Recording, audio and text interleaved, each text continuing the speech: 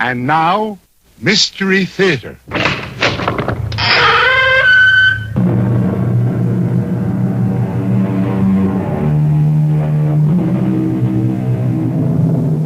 Come in. Welcome. I'm E.G. Marshall.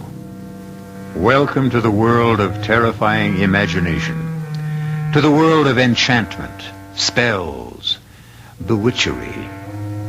These are all words from our childhood, pleasant memories of nursery stories before bedtime. The dark side of magic we knew nothing of, and when we grew old enough to learn, dismissed as ignorance and superstition. But once again in our times, incantation, exorcism, and the haunting belief in demonic possession are alive and abroad. They are what this strange tale is about.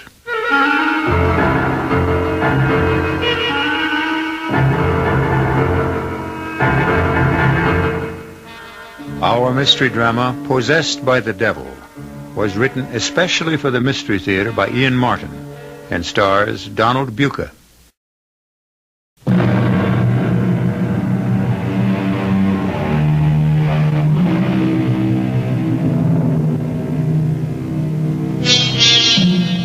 From the beginnings of history, it is there in some form. Possession. The incubus who ravishes maidens while asleep. The succubus who tempts man into seduction in his dreams. The dybbuk, that lost soul who dies before his time and is compelled to wander in space till he can steal a body to live out his allotted years. Fact? Superstition? Hallucination? Here is such a modern legend. You be the judge. Okay, Doctor, an IV setup for old Wally Wino here, glucose, and start it right away. Yes, Dr. Daniels. Oh, he don't look like he's long for this world. He hasn't got a cell he hasn't drowned in alcohol. His liver is like a washboard. But I'm not sure I concur with your diagnosis, Mrs. Gideon. Still, I don't know this time. Uh-oh, another emergency. And this is supposed to be the quiet hour. Do you want me to get out for a while, Doctor? I'm near finished. No, go ahead with your cleaning. Just don't get run over by the stretcher. Put him over here, boys. Now, what have you brought me this time? Oh, you poor old souse. Dead to the world's the word for you, all right. You got me sympathy. With my arthritis, many's the time I've been tempted to have a go at the hard stuff myself. Oh, but thanks to sweet Mary, she's held me back. A little sacramental wine to ease me bones keeps me going. I had a few tonight, I can tell you. Oh, but there's always them breath sweeteners to take it away, I hope. Well, how's your patient, Mrs. Gideon? Oh, Doctor, I hope he's not a Catholic. The father might never make it in time. How's yours? Oh, mine's out of my league. What I need is a brain surgeon. Huh. Speak of the devil, Considine just walked past the door. Dr. Considine. Dr. Considine, sir, I've got an emergency here. Mother of heaven, and me here alone with two near corpses.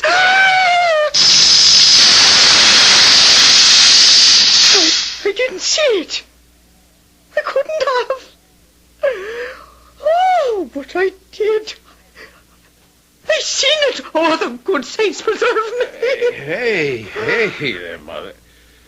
Well, where am I? Oh, in the Mercy Hospital. Oh, you shouldn't be getting up. Oh, ma'am, you're sure a different kind of nurse. Oh, I'm no nurse. I'm the cleaning woman. Oh. And you hadn't oughtn't to be sitting up, not with that clout on the head someone's after giving you. Huh? What clout on the head?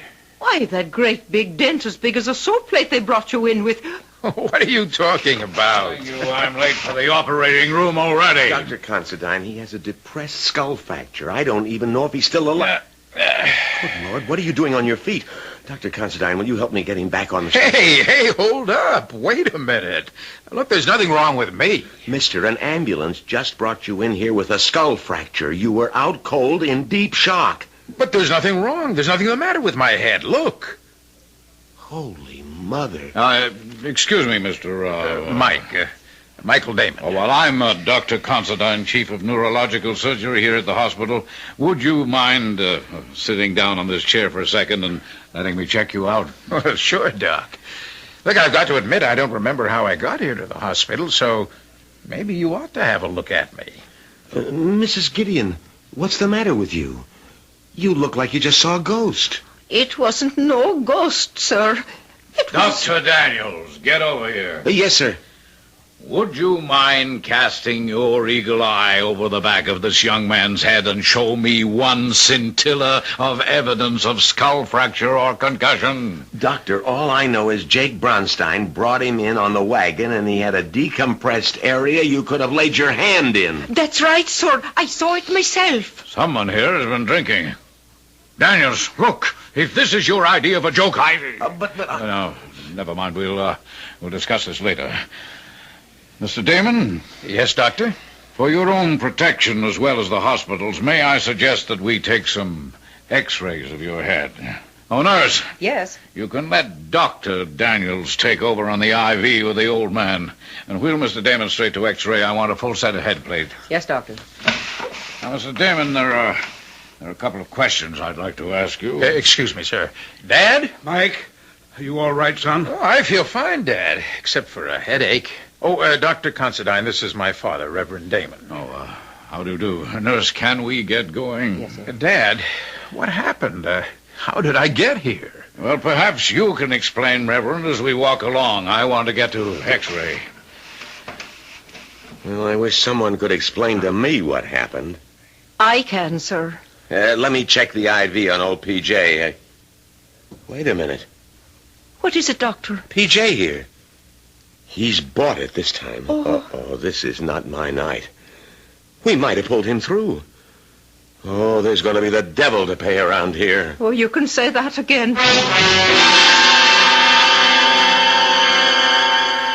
It's the God's truth, Dr. Considine. Came right out of the old man's mouth and across the room and up the young man's nose like that, with a burning, cindery smell like the old scissor grinder's wheel used to make. A great black cloud with red eyes in the middle and a long forked tail. Oh, I take an oath on me mother's grave. 'Twas the devil himself. Yes, Mrs. Gideon. I think you can leave the medical discussion to us, and I'm sure you have important work waiting. Oh, bless us. I left me pail and mop there. I hope nobody's been after stealing that mop. It had a brand new head on it. Well, at least I know now where the smell of alcohol came from. I can't blame you for that, Daniels. Yeah. But I just can't accept it. In an emergency room, you concentrate on a seemingly healthy patient while you lose a really sick old man. PJ was a repeater, Doc. He's long overdue for uremic poisoning or cardiac arrest. But this young guy, Damon...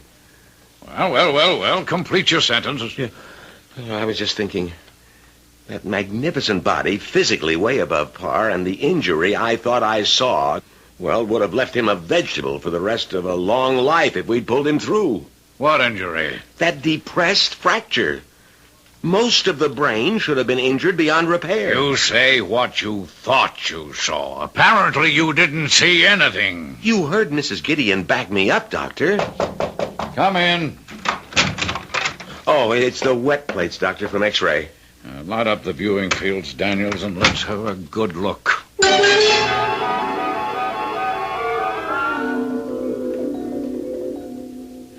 Satisfied? Well, sir... Oh, somebody gave him a knock on the head, all right. There's some exterior evidence of that, but of any fracture?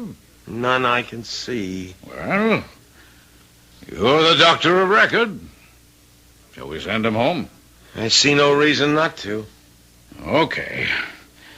Now I'd better get up to OR.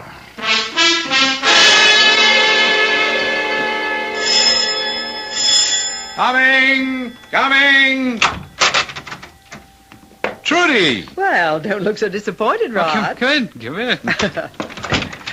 Say, sweetheart, what are you doing here at this hour? Oh, I couldn't sleep after your call, so I drove over. Is Mike back from the hospital? No, I thought the bell was Dad and Mike. They're on the way home right now. How come you didn't go to the hospital? Well, we've been trying to get in touch with Anton Azarak. Oh? So Dad thought one of us should be here in case he called back. Oh. I mean, to find out what happened. Yeah. All right, Janda. Cool it. Oh, what a name for a cat. Why, I see nothing wrong with it. I think a martyr belongs in a minister's family. Oh, is that my fate as your wife to be? Of course not. We just called her that because Mike and she never seemed to get along. Well, it's hard to figure about the cat. Mike is such a kind, gentle sort of giant. I thought all animals loved him. Well, it depends what the word includes. Oh, wait a minute. There's a car now. The return of the prodigal son. Now maybe we'll find out just what happened last night.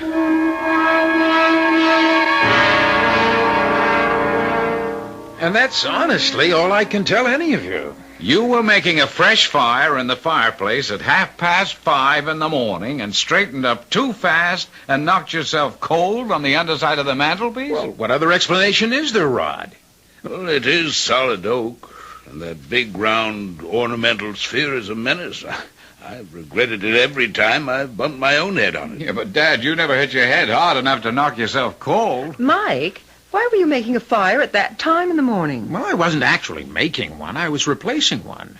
Professor Azarak was with me last night, coaching me for an exam I have coming up, and, well, he got cold. Oh, come on. It wasn't cold enough for a fire last night. Well, maybe when you went to bed, but we were up all night. And the professor's a pretty old man. What were you doing up at that hour in the morning, Dad?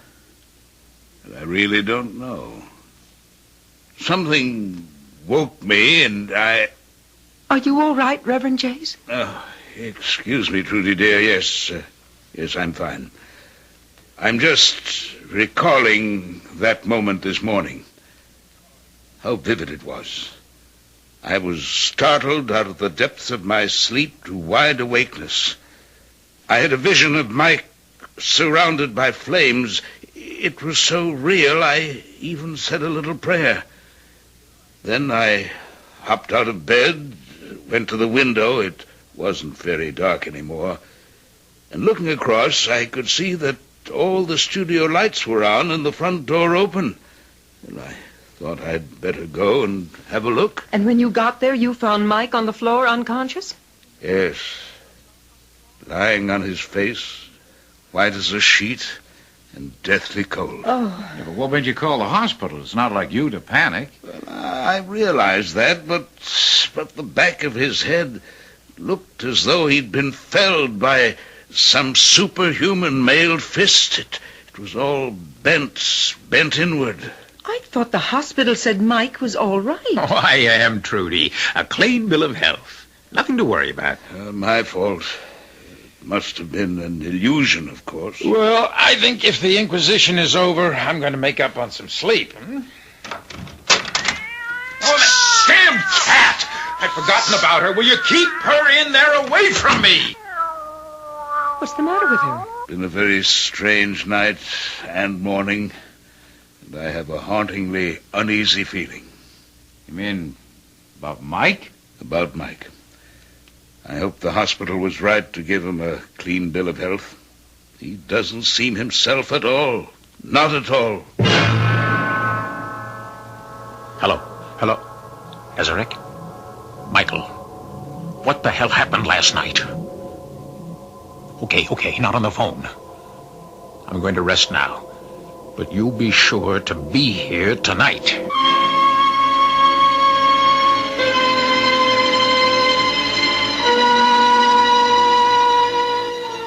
So far in our modern legend, we have caught up with superstition, witches, magic, both black and white, enchantment, spells, abracadabra. Well, there are 2 more acts to come. I'll be back very shortly with Act 2.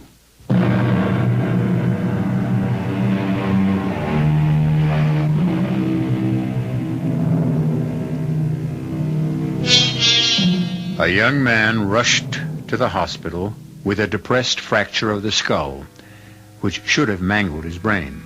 A chronic drunken repeater back in emergency on the edge of fatal acute alcoholism, and an aging cleaning woman who thought she saw a malign spirit pass from the drunk to the young man. Now, apparently in full health, we'll be able to appraise just how healthy the young man who made his remarkable recovery is. You right there? Professor Azarick, please come in. Must you be so formal? After last night and today, I'm taking no chances. Maybe with your superior intelligence, you have no worries about our abortive attempt at Satanism. But I have. Look, I was the victim, and since a crack on the head denied me any knowledge of what happened, I'm only hoping you can give me the straight goods. The straight goods. A peculiarly inept term for what we are engaged in, my brother in Satan. Damn it, it's not a deal in semantics, Anton. Now, what happened after I summoned up the fiend?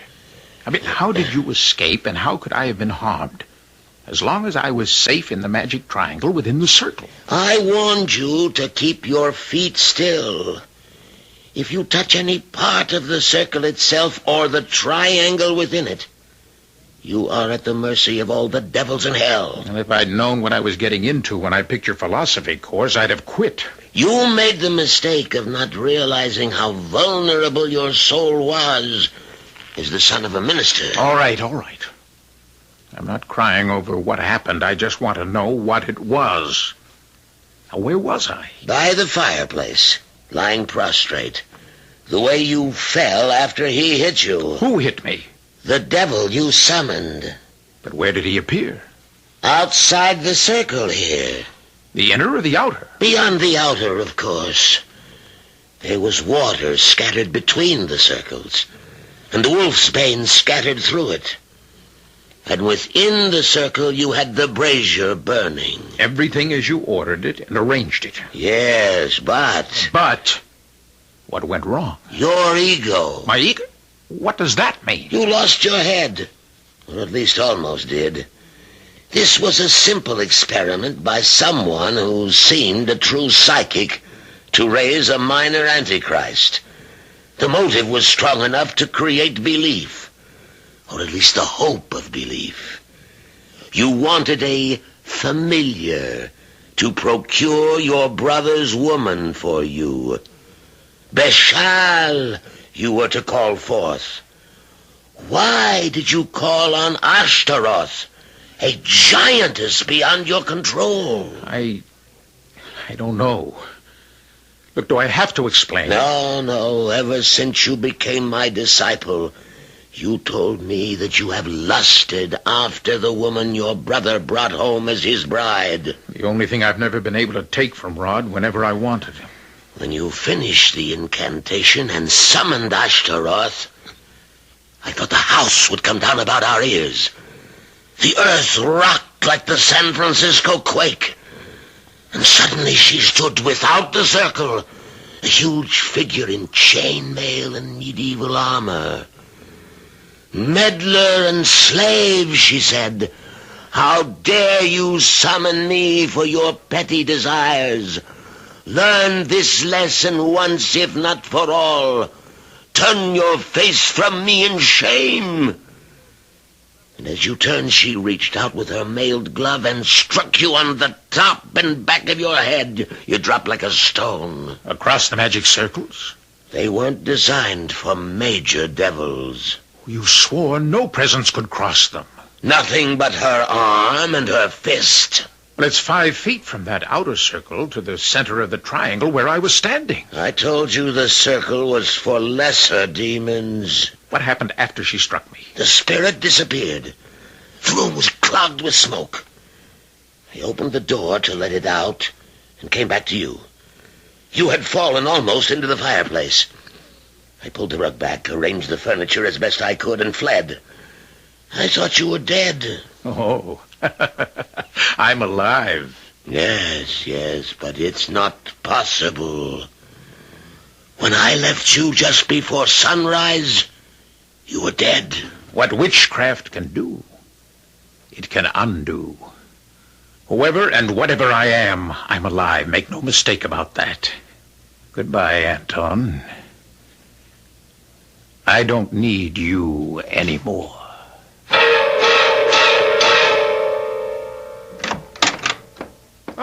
Hi, Trudy. I thought you'd gone with Rod and Dad. Hello, Mike. I thought you were over in the studio. We ran out of beer. Ah, you're out of luck. Rod's bringing some home. Well, I found something more refreshing. What? You. Oh, if you'd waited just a little longer, you'd have found me anyway. I was going to wander over to the studio and visit you. Oh, so that's why you stayed home. Oh, don't be silly. Someone had to wash the dishes. As long as I'm house guest, I thought I ought to do something for my keep. Well, you're staying here tonight? 1 whole week. Mom went up with Pops to his 35th class reunion. And they figured that with one full-fledged minister and a recent hospital dropout, I was suitably chaperoned. Safe as a church, huh? Rod and Dad say when they'd be back? Not till pretty late, I guess. Mm. Pretty rough section of town. That's why Rod insisted on going along. What's the occasion? That's one of your father's oldest parishioners. I guess the old lady is dying. She asked for the minister. Well, her loss, my gain. What? Oh, nothing. It's just a stupid joke. You said you wanted to see the studio? Oh, yes. Would you mind? Mind? Look, I'm out of beer, but I've got some champagne that's begging to be what it is. Oh, what is it? A split. Just right for sharing. Shall we go?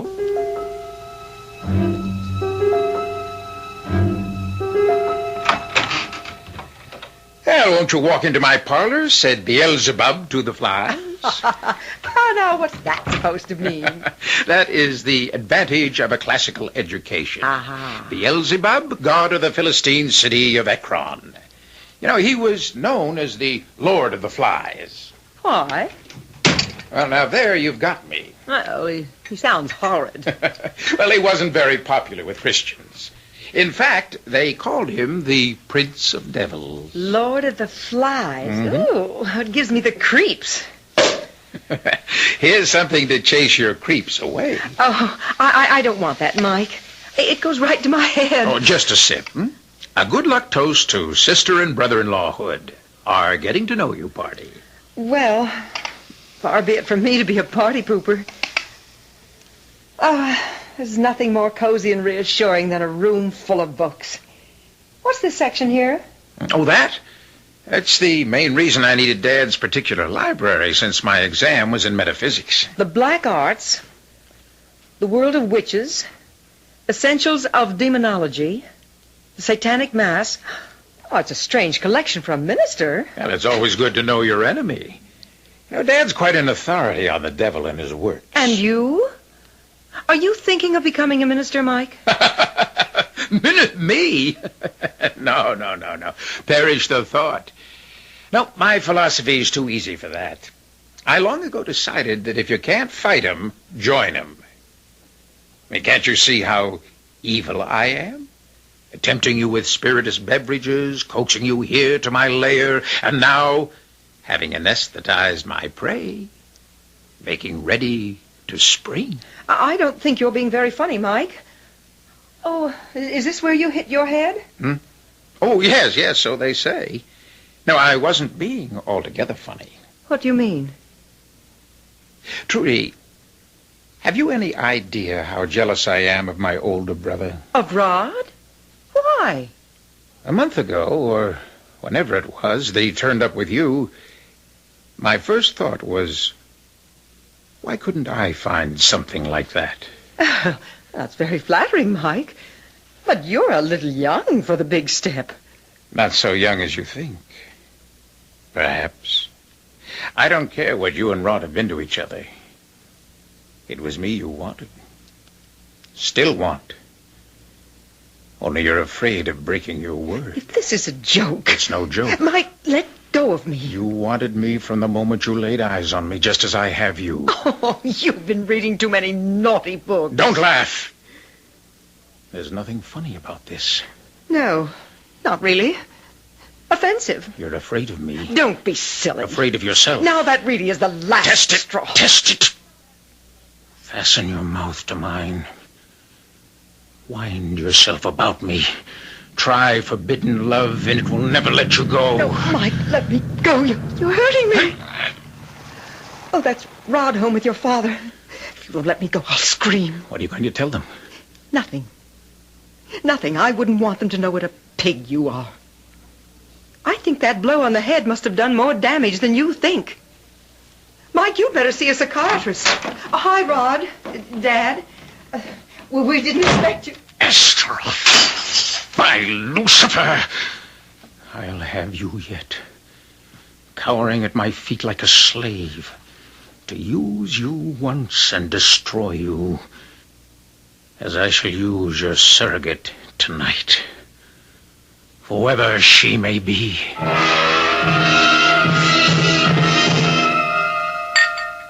Oh, dear.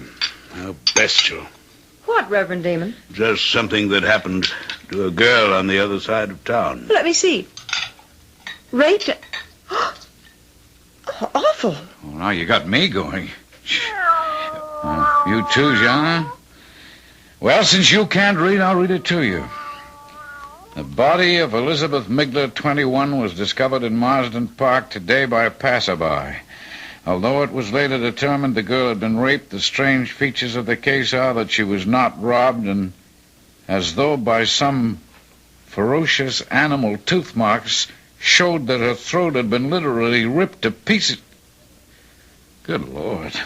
Where is Marsden Park? Clear over the other side of town. When did it happen? Night before last. Morning, all. I hope breakfast is all ready. I'm famished. What's wrong with that cat? Oh, it's beginning to bug me. A lot of things are beginning to bug me. What'd you say, honey? Nothing, Rod. I don't think I'll have any breakfast this morning. I don't feel like eating. No, Rod, please, don't come with me. I'd rather be alone. Lovers' quarrel? Look, will you just fake out, brother mine? It's none of your business. For Trudy's sake, for everyone's sake, would that it were. But unfortunately, we know better. Or do we? The crime happened miles away, and the devil that may possess Mike is there only on the evidence of a tipsy charwoman. Who summons the devil never calls for him in vain, and once met, few are lucky to get rid of him again. I'll return shortly with Act 3.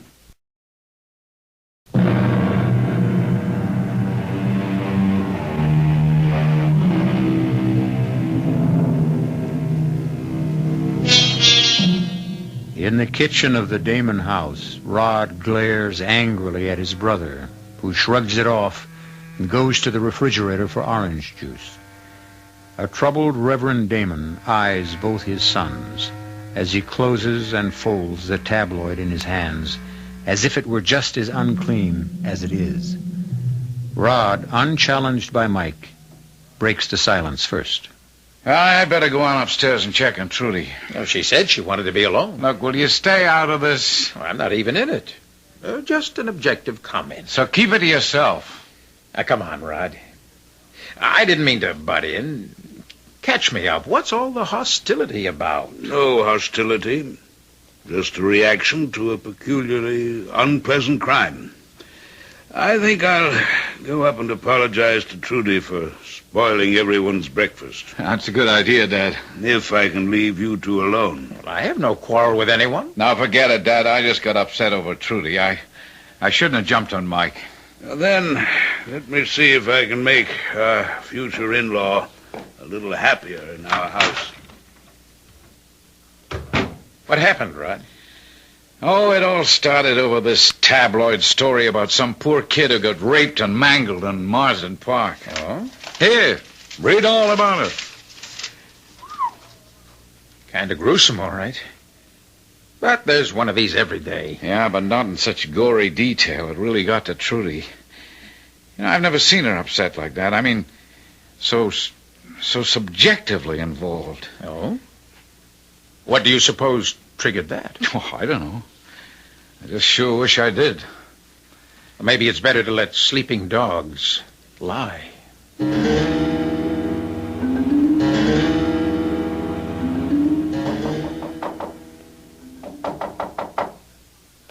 is it?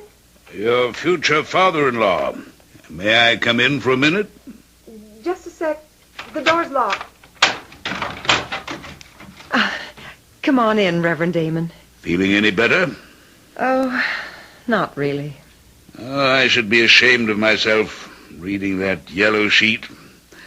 I like to think it helps keep my sense of balance, but maybe I'm just a seeker of vicarious excitement. Like that rather complete collection on Satanism and the occult that you have in your studio? Ah, you noticed that, did you? Night before last, when I was over there with Mike while you and Rod had gone to see your old parishioner who was dying. Did she? As a matter of fact, no. She made a remarkable recovery. Oh, really? Well, you looked so sort of worried when you came home. I thought she... I was worried about you, Trudy. And Mike. Why? You, because I knew you were upset about something. Well, you can't be a minister for over 40 years without learning to read something about people. And Mike? Mike is an enigma to me since I brought him back from the hospital. A rather terrifying thought to realize I've lost contact with my own son. I'd like to ask your help, Trudy, and I'll lay it right on the line. Why were you at the studio with him? And what happened there? You won't tell Rod? Not if you don't want me to. Then what I'd like more than anything is to tell someone, most of all you, for Mike's sake. Because I think he needs help. And you're the only one who could bring it to him, or make him go find it.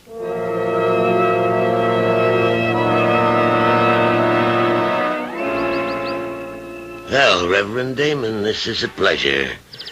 I'm on my way to a class. Can we talk as we cross campus? Yes.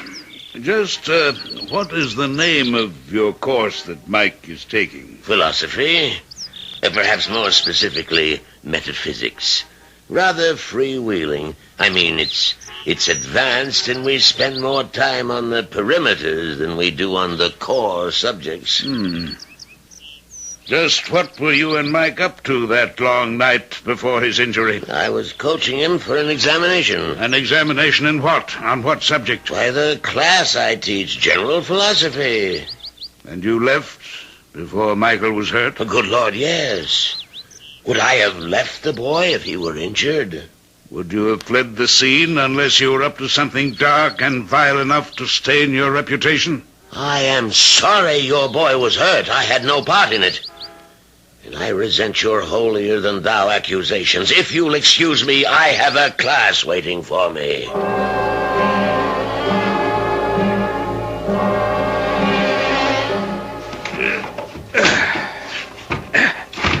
And now for the rug. There. That does it.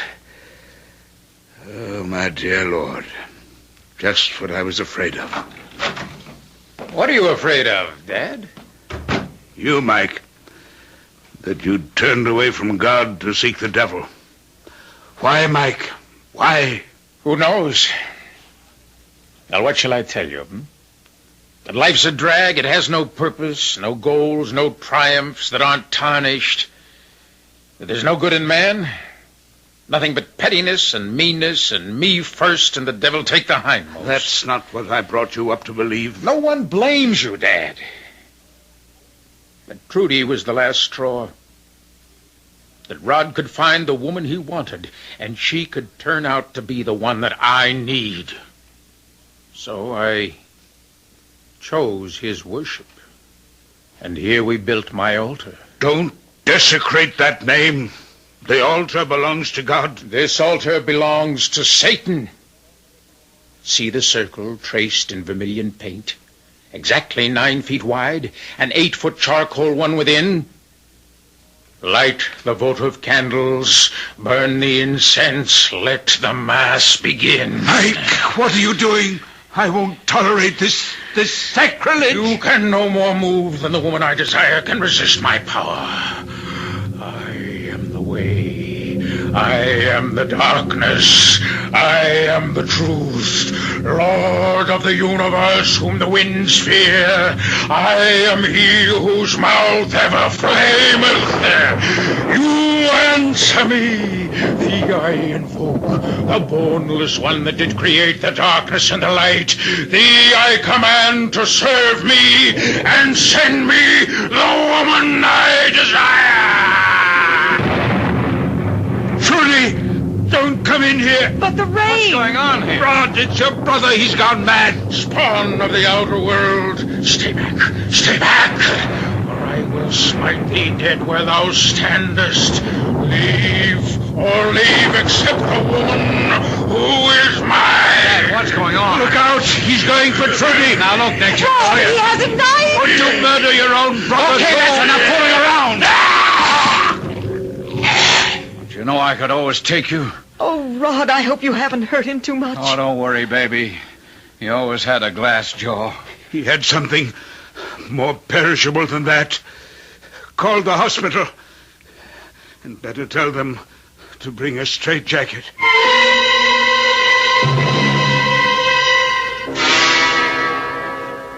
The top of the night to you, Mrs. Gideon. And what's that wee bottle in the paper bag? A little poteen? Nothing of the sort, Dr. Smart-Aleck. That's a noggin of holy water blessed by me own Monsignor, which I carry with me when I come near this place ever since 3 days ago. What happened to old P.J.? Did anyone ever turn up to claim him? Nope. Oh, by the way, while we're on the gossip column, guess who's back in the hospital? Oh, not the other one. Mm-hmm. The same. Lying in the emergency room under a deep sedation in a straitjacket. Oh, what did they bring him back here for? That's what Dr. Considine and his father, the Reverend Damon, are discussing now in the prep room. Well, if you're going to swab out the emergency, you'd better get at it fast. Well, I'll tell you something, Doctor. If I'm to be there and alone with that devil, you'll never see emergency this clean again. For I'm adding the Monsignor's holy water to me pail right now, just in case. Of course, we'll run every neurological test in the book on him under the circumstances, Reverend Damon. I'm not sure it will do any good. I'm afraid the trouble is psychiatric. Well, it has to be one or the other unless we're to accept Mrs. Gideon's diagnosis of possession. Mrs. Gideon? Oh, I remember now. She was one of the people, like the intern, who remembered that they thought they saw considerable skull compression. Which never existed, believe me. Just an illusion like Mrs. Gideon's. What was Mrs. Gideon's illusion? Well, I'm afraid she'd had a drink or two, and she had some wild story about a black devil streaming out of an old dipsomaniac who was also in the emergency room and being sucked up through your son's nostrils. I'm really even embarrassed to mention such nonsense. Come in. Excuse me, Dr. Considine, but the patient is coming too. Mr. Damon? Yes, sir. He's still in the straitjacket. I think, Reverend, if you don't mind, until we see what state he's in. I don't mind. You might as well both know that the police are by now well aware that my son was responsible for the violent death of a young woman the night before last while under the possession of whatever devils or devil owns him. Shall we go? By Nergal and Tammuz and Belphegor, no one can hem me in. I am Belial, Lord of the Flies, and your bonds cannot hold me! Good Lord, he's out of the straitjacket. I'll get help. What's going on here, Mrs. Gideon? Oh, the Lord preserve us. It's the devil incarnate. Oh, stay away from him, Doctor. He'll burn you to a crisp with his fiery All breath. of you, stay away from him. Leave him to me. Michael, my son. Call me not by that filthy angel's name. Stay away, old man, for I carry death in my hand as a sword. Michael! I warned you. Oh, you administer man of the cloth. Get back! Get back! What happened? Oh, sure sure 'twas the Monsignor's holy water. 'Tis as strong as lye. Michael, no. All right, boys. All right, Daniels, you're too late. What? Excuse me, Reverend. Let me see. Daniels, come here. Yes, sir. Was that the depression you were talking about when this man was first brought in? Yes, sir. That's what I thought I saw. Well, at least it's what we all see now. But how? I haven't any answers. I only know... I'm sorry, Reverend Damon, but your son is dead. He hasn't been my son since his first visit here. The mercy of God is that whatever possessed him died with him, thanks to this lady here. Oh, if I hadn't had the holy water, the Lord does move in mysterious ways. Don't he, Reverend Sir?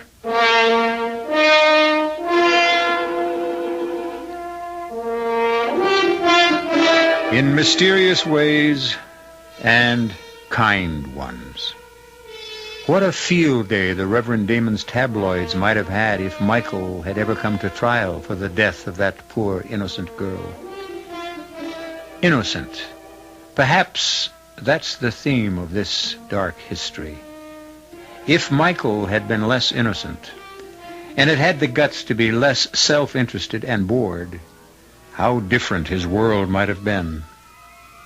But that's the answer, isn't it? We all make our own world. We can't rely on anyone else to make it for us. I'll be back shortly.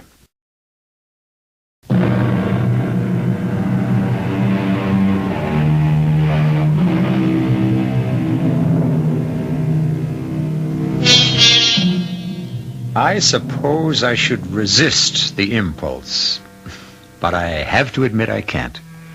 It's one of the rewards for being host, particularly with guests who can't answer back, at least directly. So just for once, a homily. Reach out and find life. Take it and make the most of it. For if nothing else, our story proves to the hilt the oldest of adages. If you don't, the devil finds work for idle hands to do. Our cast included Donald Buca, Joan Shea, Ian Martin, Guy Sorrell, and Leon Janney.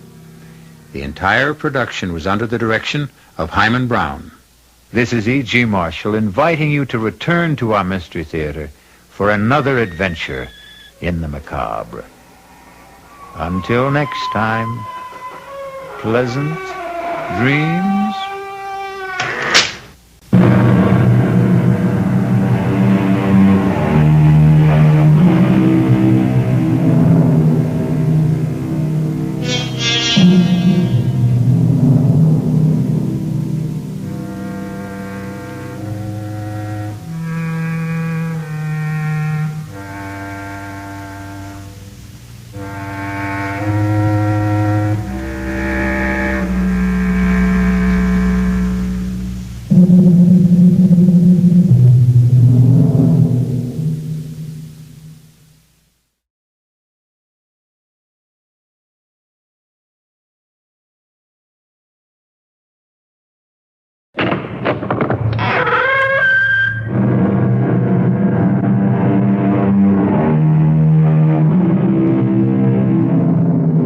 Come in.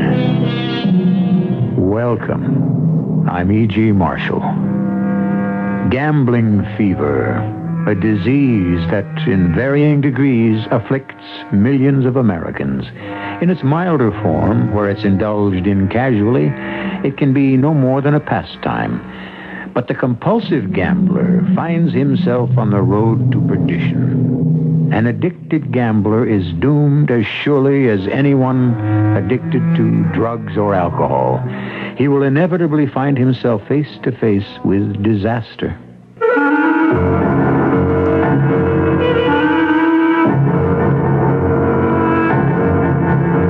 Our mystery drama, Bet with the Angels, was written especially for the Mystery Theater by Murray Burnett and stars Mason Adams.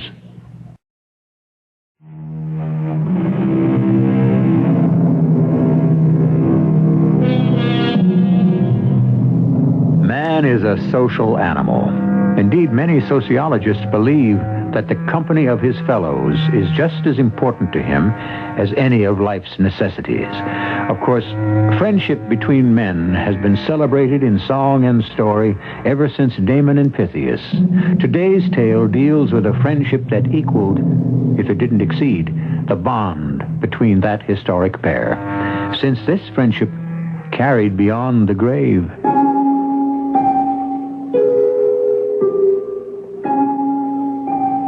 Ever since I could remember, Lou Marvin and I had been pals. From kindergarten through the University of Chicago.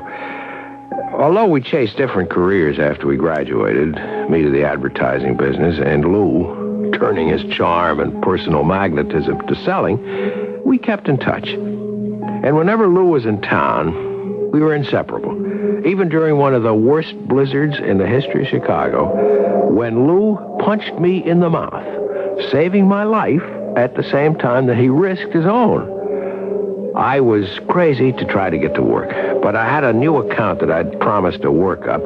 So I fought my way to my car and was just about settled in the front seat when I saw Lou trudging towards me through the snow. At the same time, I heard a thump. I rolled the window down to try to see what had happened, and I heard Lou calling. Stay where you are, Jason. Don't move. And get your face back in there. Are you crazy, Lou? Come on, get in and I'll give you a lift to your friendly neighborhood bookmaker. I said sit. What's going on here? Let me get out and... Sorry, buddy. That's an electric power cable across the back of your car. Now, sitting where you are, you're safe as in your house. Touch 1 foot on the ground, you'll be electrocuted. Wow. Could you have told me that before you hauled off and belted me? You already had your hand on the door latch. Yeah, but you touched me and you're okay. I made sure I just hit you, not the car. Wait a minute. You mean if you'd have brushed the car when you swung at me, you'd have been fried.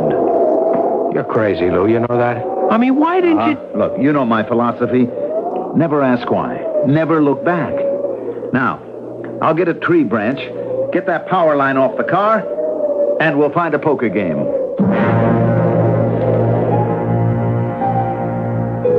Lou found the poker game. I went to work, despite Lou's beautifully persuasive sales pitch. Lou knew that I wasn't a gambler, but he liked to have me along when I could spare the time. I enjoyed watching, and I sometimes even made a small bet. I liked to think that I acted as a restraining influence, but I realized I was kidding myself. For example, one summer night we went to the Trotters.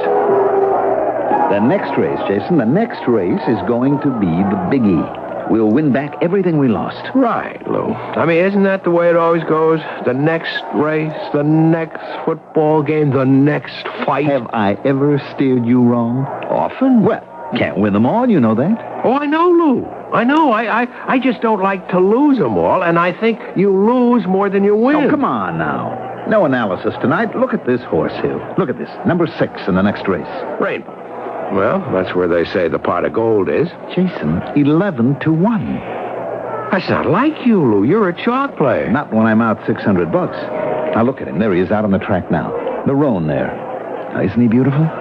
You know something, Lou? You have been reading racing form since high school. Now, I don't pretend to know half as much as you, but look at this dope sheet on Rainbow. He leads all the way to the stretch, and then he quits and he finishes last. I saw that.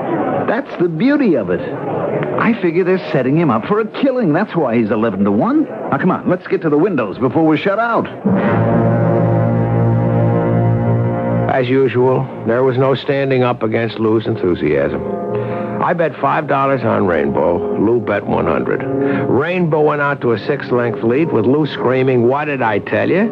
and then stopped as if he'd run into a brick wall. He finished last again.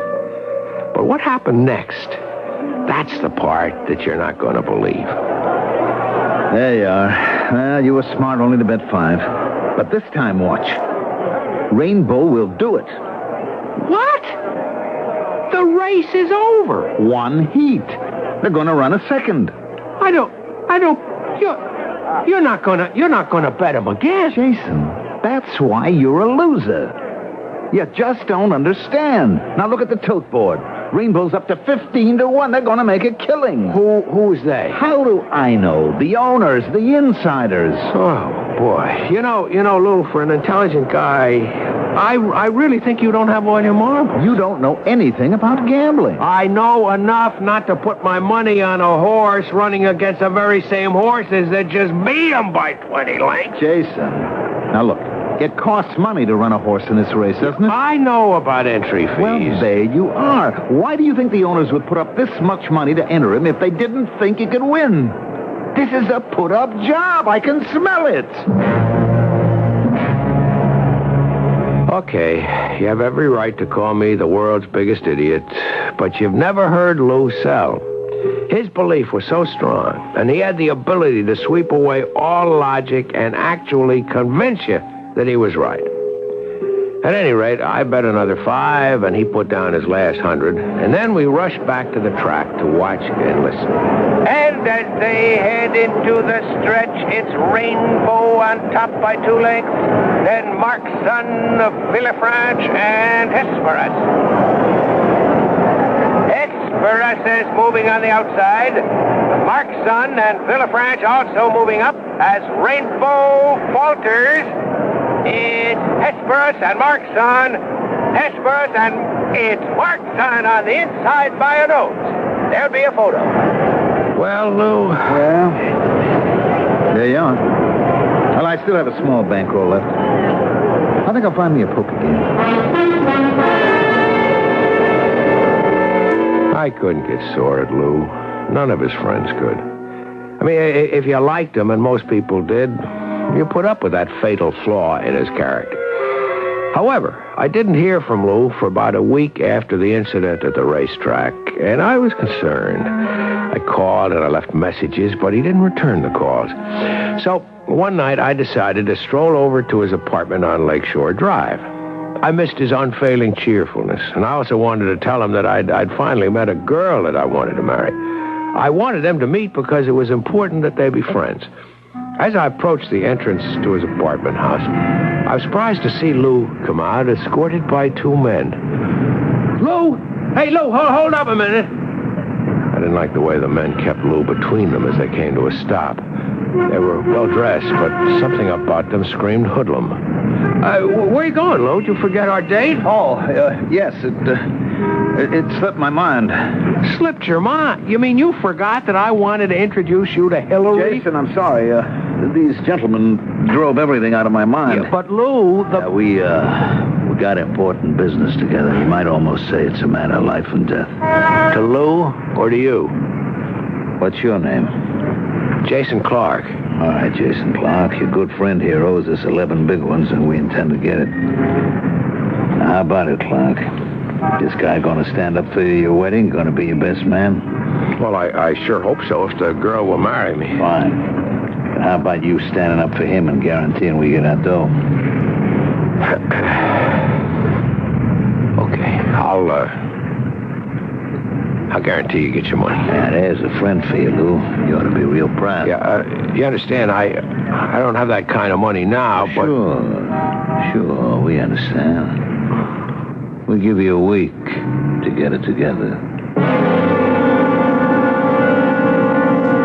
You shouldn't have done that, Jason. I make my problems and I solve them. I couldn't let them kill you. Look, I'm no good to them dead. I'll admit I might have crawled away with some bruises and maybe a couple of broken ribs. You haven't got that kind of loot. I'll manage to get you'll it do together. Nothing. Now, look, I'm going out on the road and sell some swimming pools. 6 ought to do it. If I can't sell 6 pools in a week, I'll give up gambling. Lou did sell the pools. 7, as a matter of fact. He didn't give up gambling, and he met Hillary Jones, by this time my fiancée. To my delight, they hit it off beautifully. Hillary disapproved of Lou's gambling, but she was not a managing woman, and she didn't attempt to reform him. When Lou was in town, he was always welcome company, and we became a threesome, until tragedy struck. Lou was killed in an automobile accident. I didn't realize how large a part Lou had played in my life until he was gone. I asked Hillary to move up the date for our wedding, hoping that married life would help fill the void. Of course, dearest. We can get married tomorrow if you want. Did I ever tell you how much I love you? Frequently. But I never get tired of hearing you say it. You're a remarkable woman. I know that you and your folks wanted a big wedding with all the trimmings, and yet you're willing to marry me tomorrow. I love you, Jason. You know, I wouldn't ask you to disappoint your folks and run off and get married, but it would be great if we could move the date up a couple of weeks. No problem. Great. Let's celebrate. I tell you, I'll give you 10 minutes to change, and we'll have dinner at the pump room.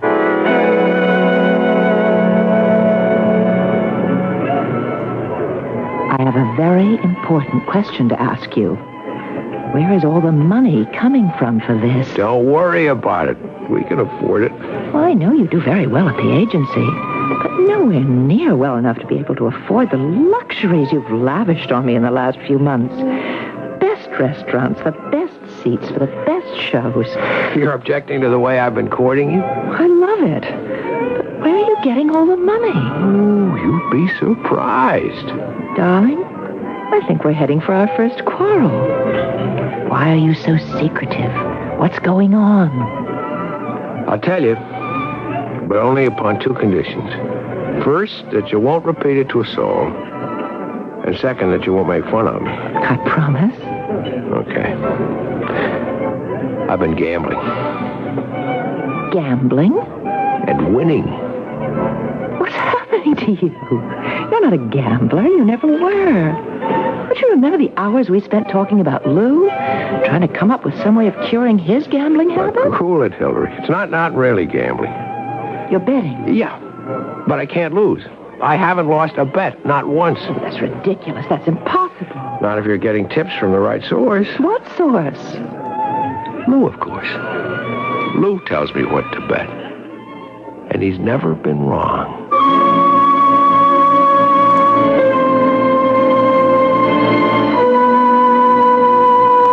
The late Harry Houdini swore to his friends that he would get in touch with them after his death. He even left very definite details as to how they would recognize his presence, even if he were unable to talk with them. So far, none of them has been contacted. Now we have Jason Clark, who says he's getting betting tips from his dead friend. Can this really be true? We'll find out shortly when I return with Act 2.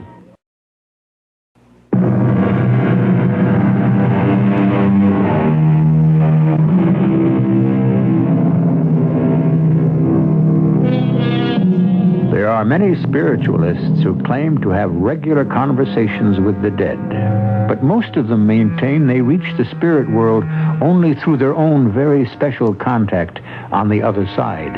Jason Clark, however, has told his fiancée that he's in direct contact with his dead friend Lou Marvin, who's giving him sure winners in sporting events. Jason, I know you believe that Lou has been giving you tips on betting. I'm trying to decide which worries me more. The fact that you're gambling or the fact that you actually think that Lou... Remember your promise. You swore that you wouldn't make fun of me. Darling, I'm not making fun.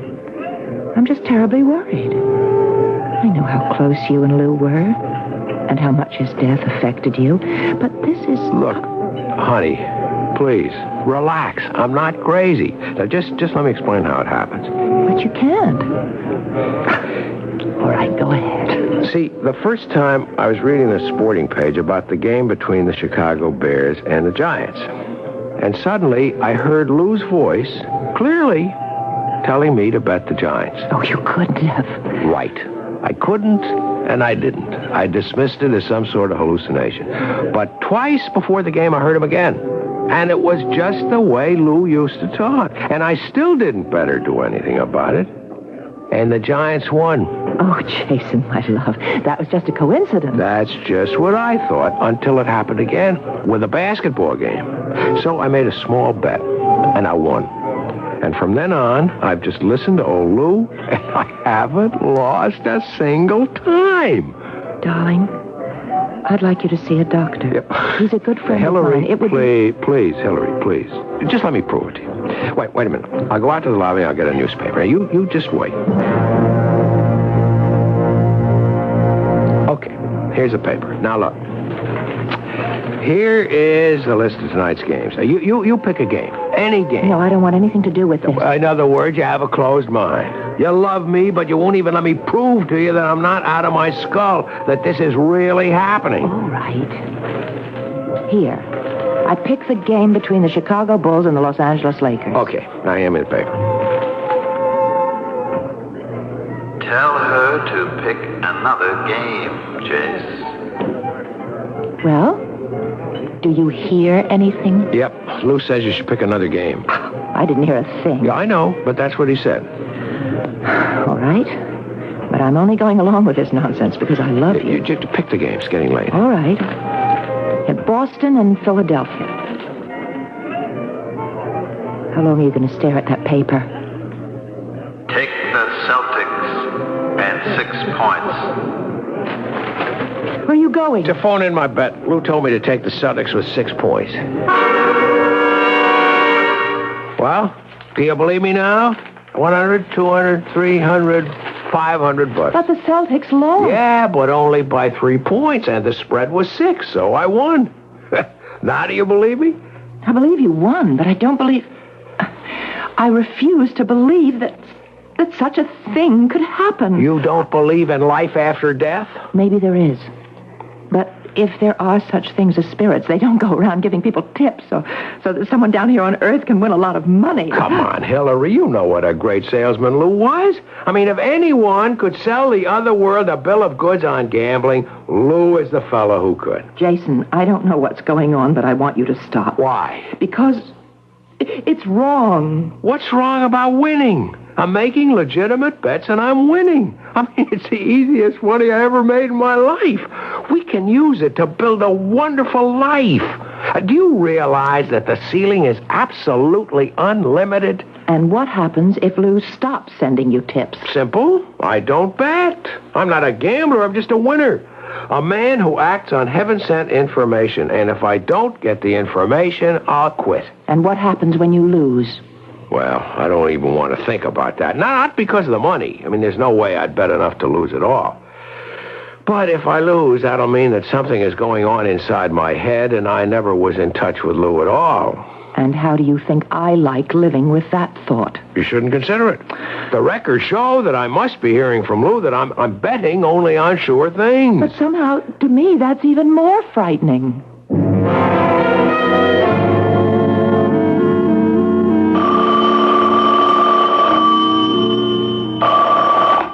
Hello? Jason, I don't want to go out for dinner tonight. What's the matter? Headache? No, I'm fine.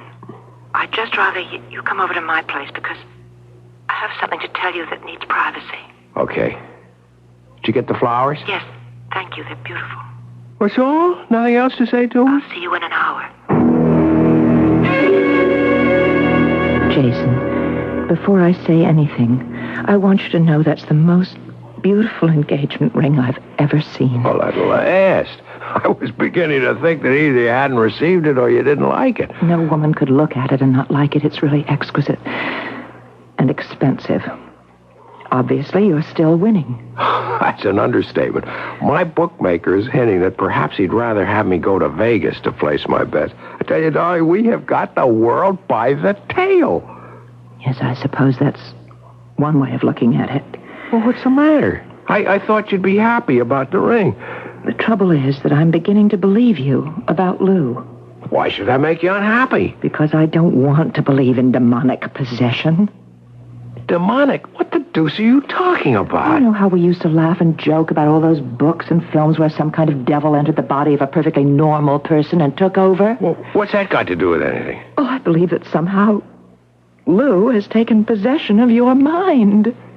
Are you saying that you think Lou's a devil or some kind of an evil spirit? No, not at all. I just think that ever since this started, you've been acting and thinking like Lou rather than like Jason. Nonsense. You've quit your job with the ad agency, haven't you? You're exaggerating. I just took a leave of absence. Why? Well, there's not much point in my turning out advertising copy 5 days a week for less than I make on one bet. Oh, I wish you could hear yourself. It almost sounds as if Lou were talking. That's just what he'd say. Wait a minute. Of course. Why didn't I think of this before? You're jealous. You're jealous of Lou and... That's not true. That's not true at all.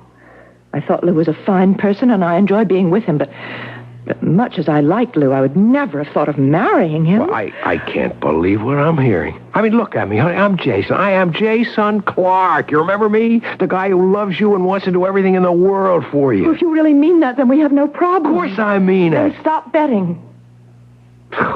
Boy, oh boy, I really stepped into that one, didn't I? Well? Let me think about it for a minute. You think about it.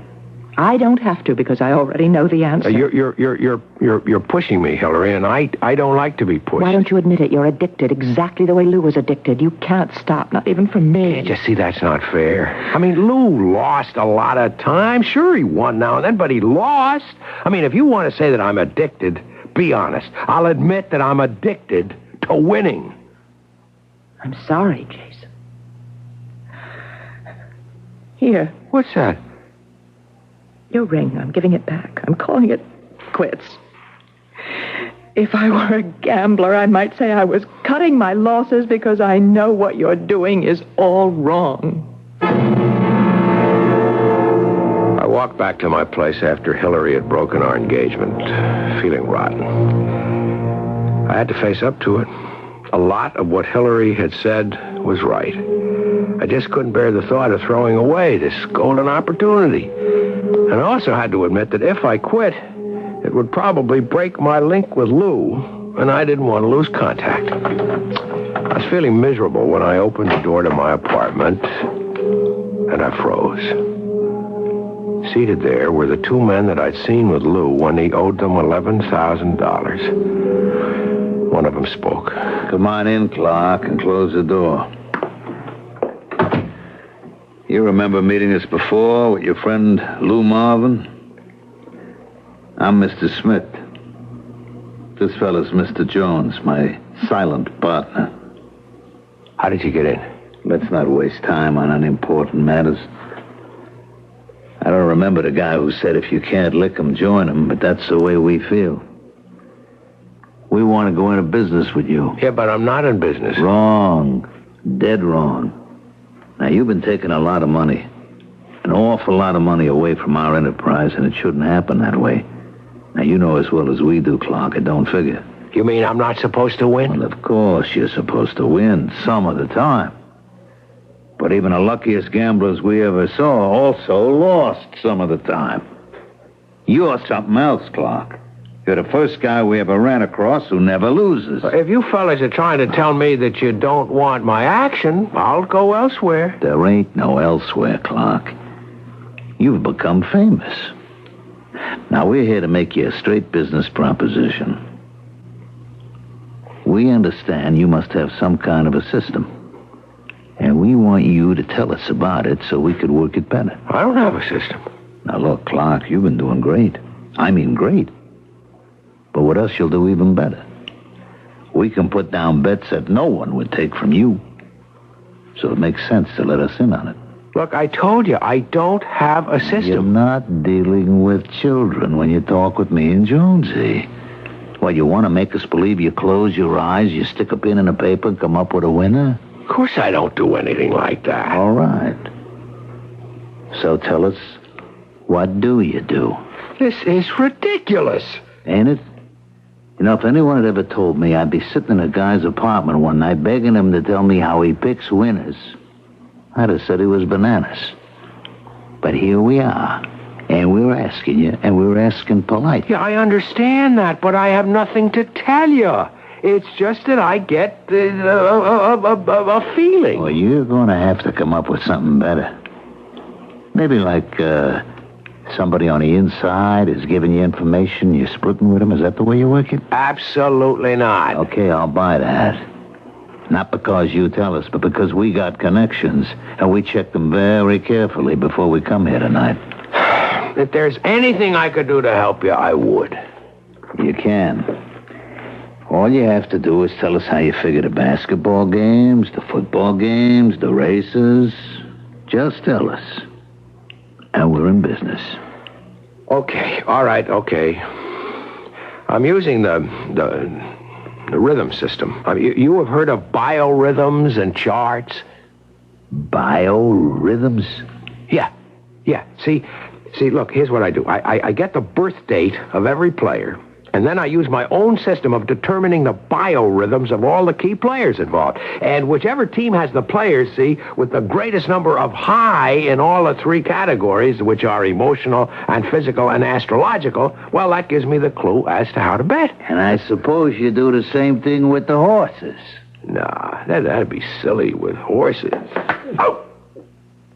Oh, I'm sorry. My partner has a nasty temper. I don't like violence. But I can't blame him for punching you.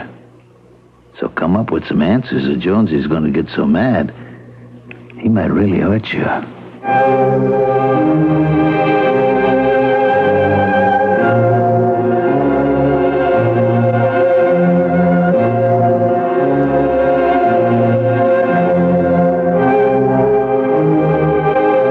Legend has it that George Washington never told a lie. Now that's admirable, but sometimes it's impossible to make people believe you're telling the truth when you are indeed speaking the truth, the whole truth, and nothing but the truth. That's the dilemma which confronts Jason Clark, and we'll be back to hear how he solves it shortly.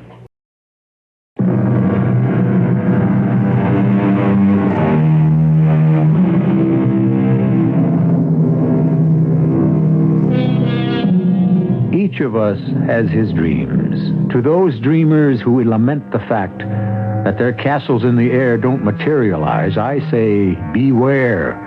Many of those dreams are fulfilled, only to turn into nightmares.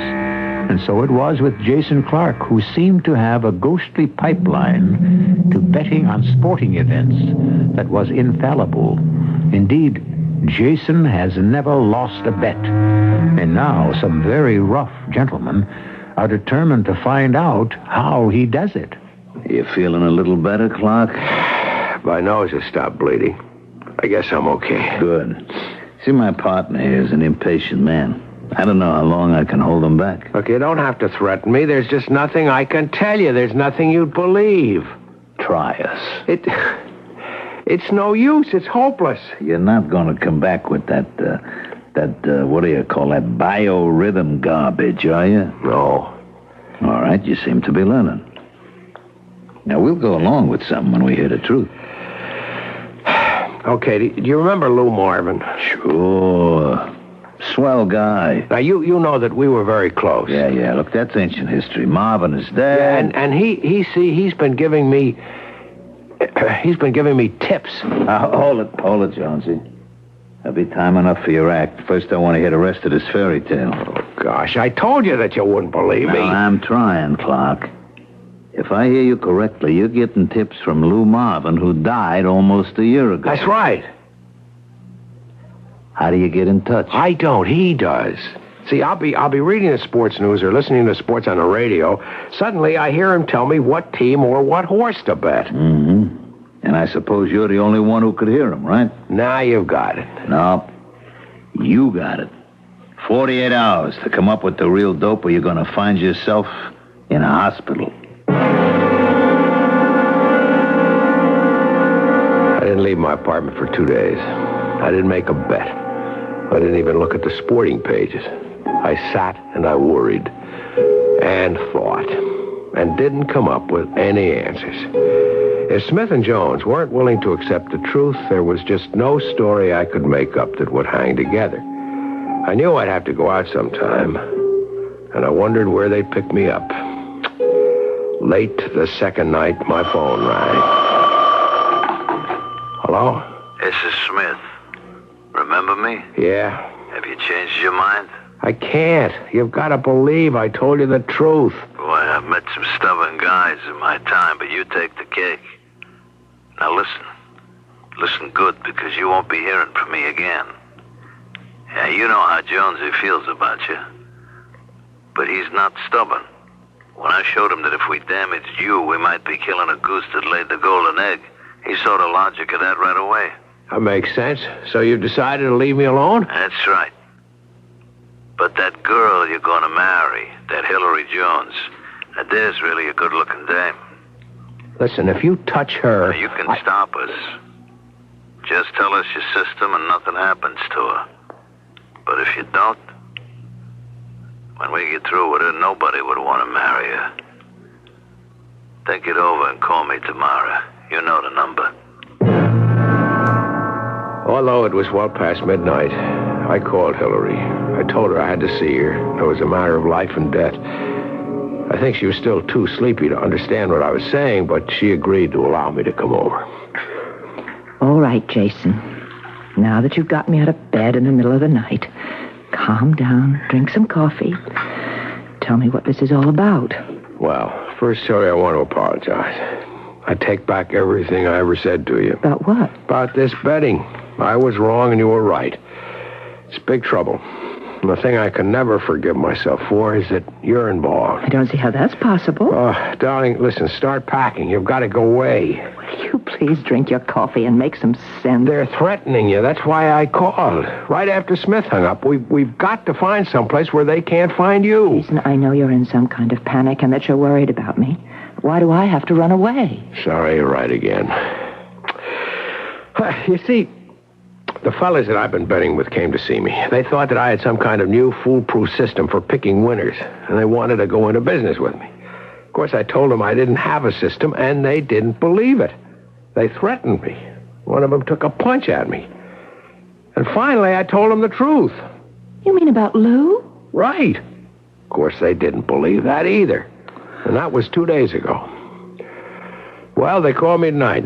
They said they wouldn't hurt me since I'm the goose that lays the golden eggs. But if I didn't tell them, they were going to beat you up and scar you for life. That's why I'm here, and that's why you've got to get out of town now. No, that's not the answer, Jason. I don't intend to run away. Believe me, Hillary, this isn't the time for heroics. No, not for panic either. Running away won't solve anything. Well, what will? Wait a minute. I'm trying to see it their way. Now, remember when you first told me about Lou giving you tips? I didn't believe you. So I can understand why they didn't believe it either. Now, suppose you prove it to them. How? The same way you proved it to me. Give them a demonstration. Well, I'm not sure that Lou would go for that. Why not? I know how he felt about these guys. He hated them. And he's sure to know that they're with me, just waiting to cash in. But if he knows all that, he must know the spot you're in. Yeah, I suppose he does. But don't you think Lou was too good a friend of yours to let you down? He got you into this. Now give him a chance to get you out. We talked about it for the rest of the night, but I really knew deep down that it was the only sensible suggestion. Now it was up to me to persuade Smith and Jones to come to a demonstration. The next day, I called the number that Smith had given me. Hello? It's Jason Clark. Listen, I'm going to give you a demonstration. I'm going to show you just how I work it. Why don't you just write it out for us, or is it too complicated? It's very simple. But the only way that I'm going to get you to see how it works is to watch me in action. I don't like the way you're talking. You're not going to be stupid enough to try to pull another fast one, eh? How can I? You're going to be right with me. You're going to see me and hear me, and then All right. Be at the Regal Hotel, room 915 at 4:30 this afternoon. That's too late. I want to be with you in time for the afternoon races. Okay. Then make it 12:30. Yeah, and have a daily racing form there, will you? How about a crystal ball? No, thanks. I'm bringing my own. All the way to the hotel, I was forcing my brain to send messages to Lou. They all added up to the same thing, a plea to him not to let me down. I got there on the dot, and the big gorilla called Jonesy let me in and hung a Do Not Disturb sign outside, and then carefully locked and bolted the door. We sat down for some food. Help yourself. No, thanks. All right, Jonesy, give him the racing form. Let's watch him work.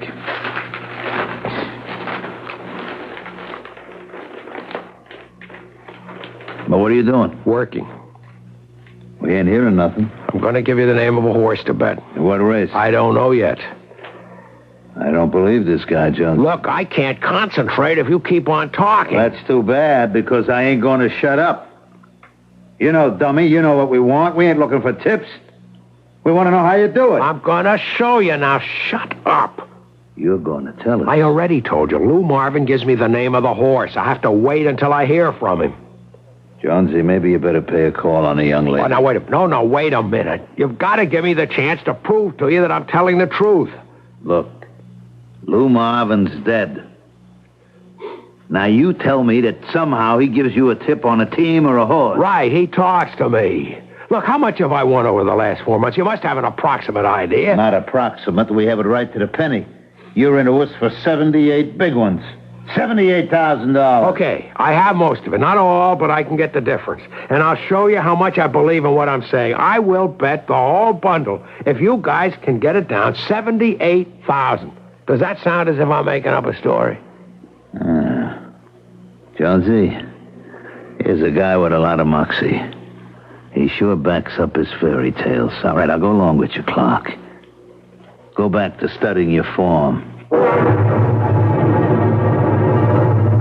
I went through the first 3 races, reading the names of horses to myself, and looking at their past performances, and nothing. I could feel the growing skepticism of the 2 men in the room. Come on, Lou. Come on. You don't come up with a horse soon, Jonesy and me are going to get a little angry. Sunset Star in the 6th. That's your horse, Jason. I've got it. Sunset Star in the 6th. You can bet $78,000. Jones left to go into another room, and Smith and I sat and looked at each other. Jones returned and nodded that the bet was down, and we sat and waited with the radio on, waited for the start of the 6th race. When the DJ said, and now for the call at 6th race to take you trackside, there was enough electricity in that room to have lighted the whole hotel. They're off on the inside. Pride's Folly, closely followed by Joey's Boy, a length, and then Sunset Star with Kendo, Victor X, and Generalissimo all bunched in the middle of the track. Around the clubhouse turn, it's Joey's Boy ranging up alongside Pride's Folly, a length and a half, and Sunset Star, Generalissimo 2 lengths back along the rail, and Victor X and Kendo. Along the backstretch, Sunset Star is making his move between horses, and now it's Sunset Star, Joey's Boy, and Pride's Folly neck and neck with Generalissimo closing in the center of the track. And now, down the stretch to the finish, it's Sunset Star a neck over Joey's Boy and Pride's Folly. It's Sunset Star and Joey's Boy, and charging up alongside Generalissimo. It's Sunset Star and Generalissimo, Sunset Star and Generalissimo, and it's Generalissimo the winner. Sunset Star second, and a photo between Joey's Boy and Pride's Folly for show money. Okay, Clark. You showed us how it works. Lou, what happened? How could you do this to me? Look, you don't have to put on that Marvin act for us. We figured it right. You didn't have a system. You just got hot and ran the luckiest streak I've ever seen. Yeah, but the $78,000 that Jones bet. You don't think we'd have laid $78,000 on a tip from a ghost, do you? We still got all our marbles. Now we got our money back. That's okay. You want my advice? Just don't make any more bets.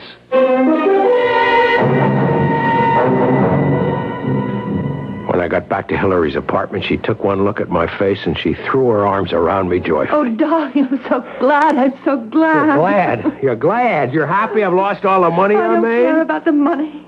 I can see from your face you're out of trouble, and that's all that matters. I promise not to make another bet. Oh, that's marvelous. I've got you back again. Well, you never lost me. But there's one thing that really bugs me and will as long as I live. I know I really heard Lou's voice. Well, suppose you did. Why should that bother you? I'll never know. Was he really getting advance information? Or was he just riding a lucky streak? You've overlooked another possibility, darling. What's that? That Lou was truly a wonderful friend who saw what was happening and wanted you and me to live happily and safely ever after.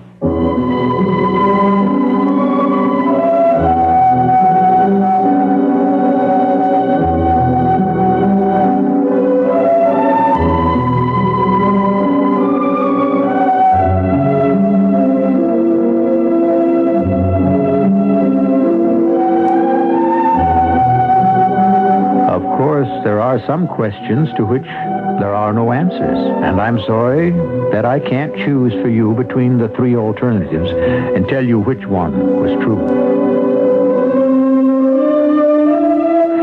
There are always always skeptics, and they will say that Jason Clark only imagined he heard the voice of his friend.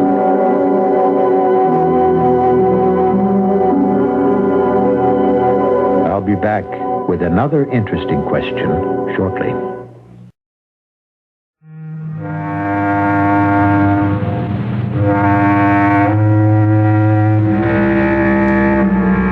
The question that intrigues me about today's tale of friendship and the compulsive gambler is, if indeed Lou Marvin was really sending messages from the spirit world to his friend and getting a vicarious pleasure from making bets through Jason, what happened to Lou when he could no longer gamble? Did heaven or Lou make some other arrangement?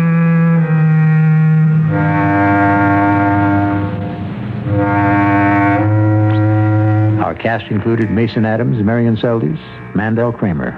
The entire production was under the direction of Hyman Brown. This is E.G. Marshall inviting you to return to our Mystery Theater for another adventure in the macabre. Until next time, pleasant dreams.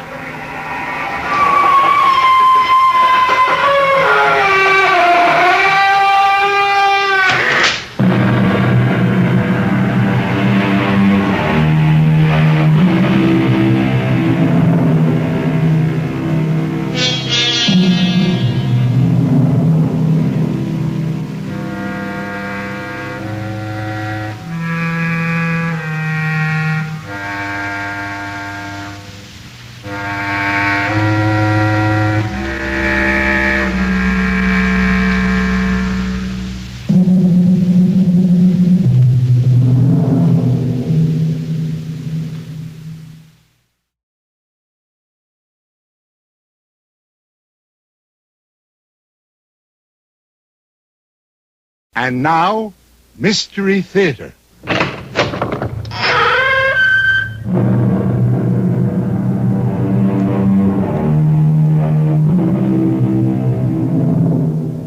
Come in. Welcome. I'm E.G. Marshall. Of all the fears that have plagued mankind, probably the most terrible was the possibility of being buried alive. Oh, don't shrink away. You have nothing to fear, modern medical science being what it is. But not so many years ago, the thought of waking up in one's closed coffin beneath 6 feet of earth, that was a horrible thought indeed. And an ever-present danger, which led, in at least one case, to a remarkably strange experiment.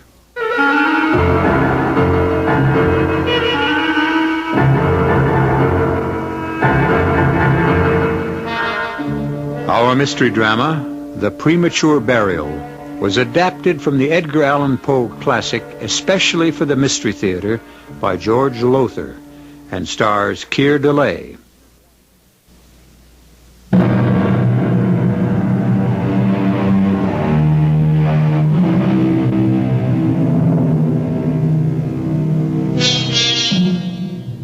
As you know, I am an inveterate and incurable reader of diaries. The Paston Letters, John Evelyn, Pepys, Boswell, young Pastor Kilvert. I've read them all, and many more besides. The daily journals, that is, of lesser-known folk. In so doing, I've happened upon some curious tales, but none, I assure you, that can match in sheer terror the one I bring you now. I happened upon it years ago in a small, out-of-the-way bookshop in London, England. It's the journal of a young doctor, Dr. Gordon Rainey, and it recounts certain events that took place in the year 1810. Now, let me see, where to begin. Here. I arrived at the Bull and Bear Inn in Salisbury, the doctor writes, in one of the worst of storms, and having stabled my horse and seen to its proper care, soon found myself in the rooms my friend Guy Peterson had engaged for himself.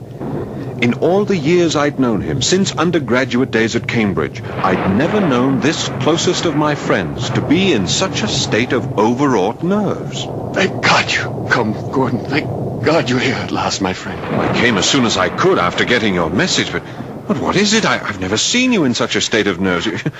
Thank God, you're actually trembling. She's dead. Dead, you see, and they buried her last week, but I must see her once again. Gaze on her face and... Now look at me. What? Look at me. Look full into my eyes. What? Gordon, what are you doing? I'm merely calming you down through the use of mesmerism. Mesmerism? What in heaven's name is that? And why do you stare at me? As if I... That's right, old friend, that's right. Calm down. Quiet yourself. Relax. Just loosen up. Let yourself go. That's it. That's it. There now. Feel better? Why, yes. But how did you do it? What is this? Mesmerism, did you say? Yes. A means of controlling another person by, well, to put it simplistically, dominating him with one's own will, the force of one's own willpower. But that's miraculous, and yet you did it. I feel ever so much calmer now because you made me. Good. And now, Guy, calmly tell me why you sent that urgent message to meet you here in Salisbury. Victorine is dead. Well, I know how you must feel, and of course I sympathize deeply, but her death, isn't it a blessing? A blessing? She's dead. Victorine is dead. And at last free of the hellish life Sir Giles Buckingham led her. Come now, Guy. Is that not something to thank God for? Well, I suppose so. Oh, my dear good friend. I know how much you loved her. Loved her? She was my heart, my soul, my very life. A life that's ended for me when her family forced her to marry Sir Giles. We've talked of it again and again, but now that she is dead, perhaps you can try to take up your life again. I must see her, Gordon. See her? That's why I'm here. Why I asked you here.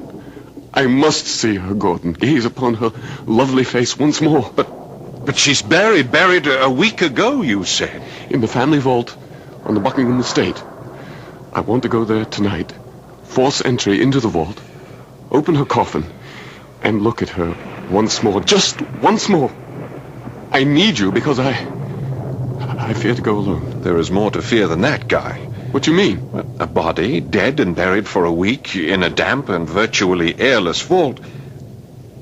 Guy, you will not see Victorine as she was in life. I shall see her. Guy, this is mad. I beg you to... I must! I don't care what she has become. I must see her once more. Must I do it alone? Will you help me? If it is your wish, you wish it so strongly, then... Yes, I'll help you.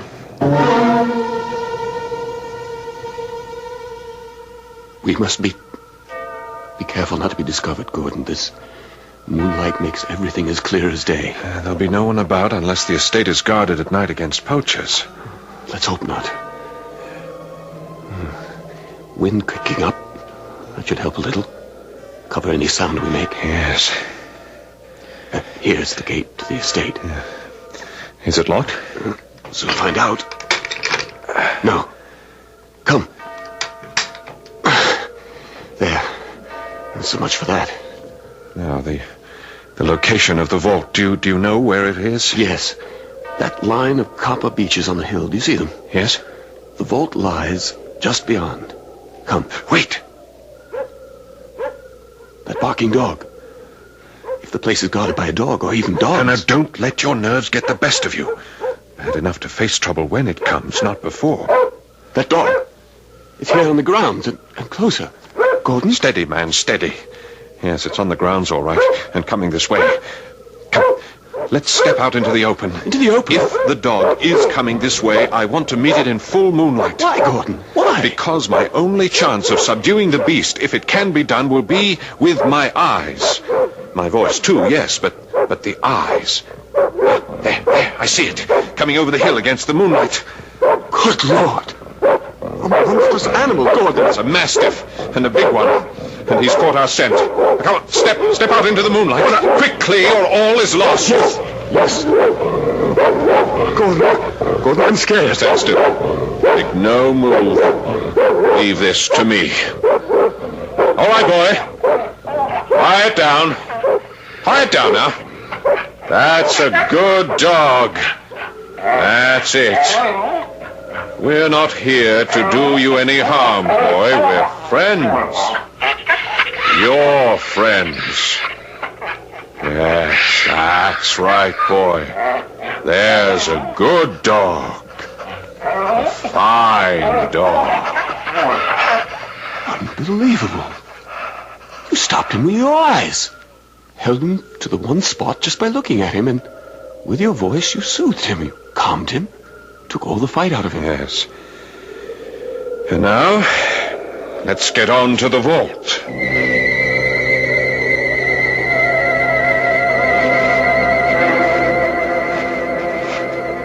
Here we are. The vault.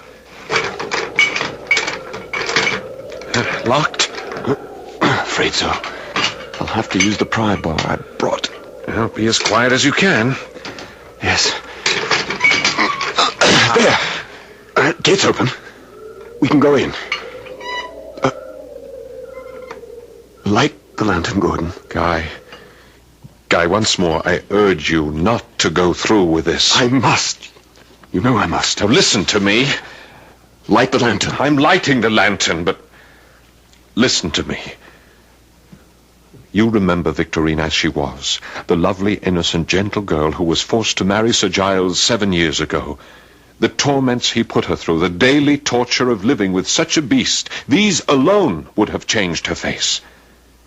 But she's dead as well, and buried here a whole week. Guy, I beg you once again, remember her as she was, not as she must now be. Shine the lantern about. Very well. Oh, dear heaven. There are at least a dozen coffins piled one on another. How can we tell which is Victorine's? Hers would be one of the topmost. Yes, and the velvet covering would be the newest. The brass studs still bright. Ah, that one up there, I think. Let's get it down and see. Just let me put the lantern over there. So. Now then, I'll take the head of the coffin, you the other end. Can you reach it? Just. All right, pull then. Now, pull it to the edge. And when we get it to the edge, we can put our hands under it and let it down very gently. Yes. Gordon. I heard it. What was it? It can't be what I thought. Shh. A voice. And it comes from inside the coffin. Oh, dear heaven above, this is Victorine's. Gordon, she's alive. Alive! Let's put it on the ground. On the ground. Easy now. Easy. The pry bar now. Pry off the lid. Yes. Well, hurry, man. My nerves. Hand trembling, no strength. Oh, give it to me. Now then. Hurry. Well, I'm working as fast as I can. There. The lantern. Quickly, the lantern. Yes. Shine it into the coffin. There. Oh, look. Victorine alive. Alive. Guy, it's you. It's you. Oh, God, thank you. Horrors I've been through. All right, gently now, my dear, gently. Gordon. Yes, my dear. Come on, Guy, lend a hand. Help me lift her out. Oh, I can't believe this. Buried alive. Oh, my dearest, it must have been horrible for you. Oh, I don't want to think about it. I can't tell you.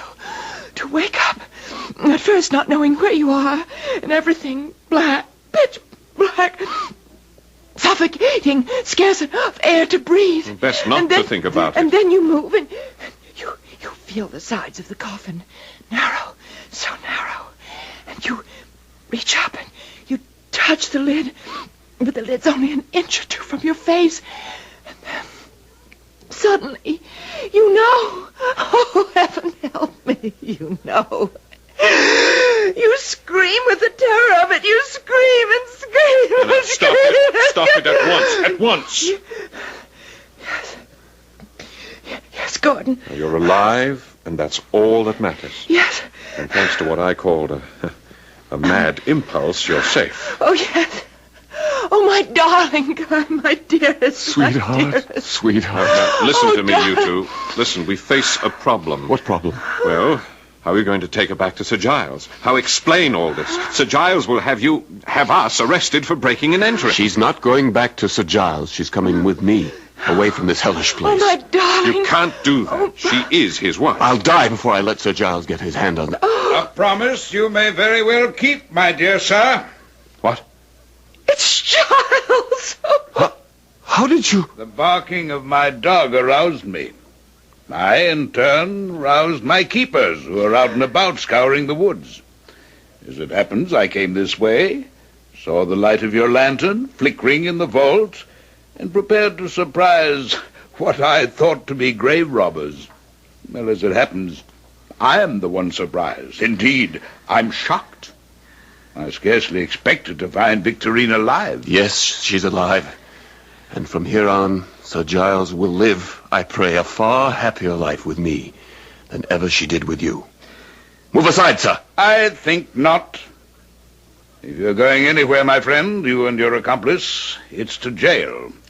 As for my wife, since she is returned to life, she will also return to me. Oh, no. You don't move, sir, I warn you. For if you do, it will give me extreme pleasure to blow your head off with this gun. Extreme pleasure. I confess that at this point in Dr. Gordon Rainey's journal, I thought the tale over and done with. I was wrong, for really, it was only the beginning. I'll return shortly with Act 2.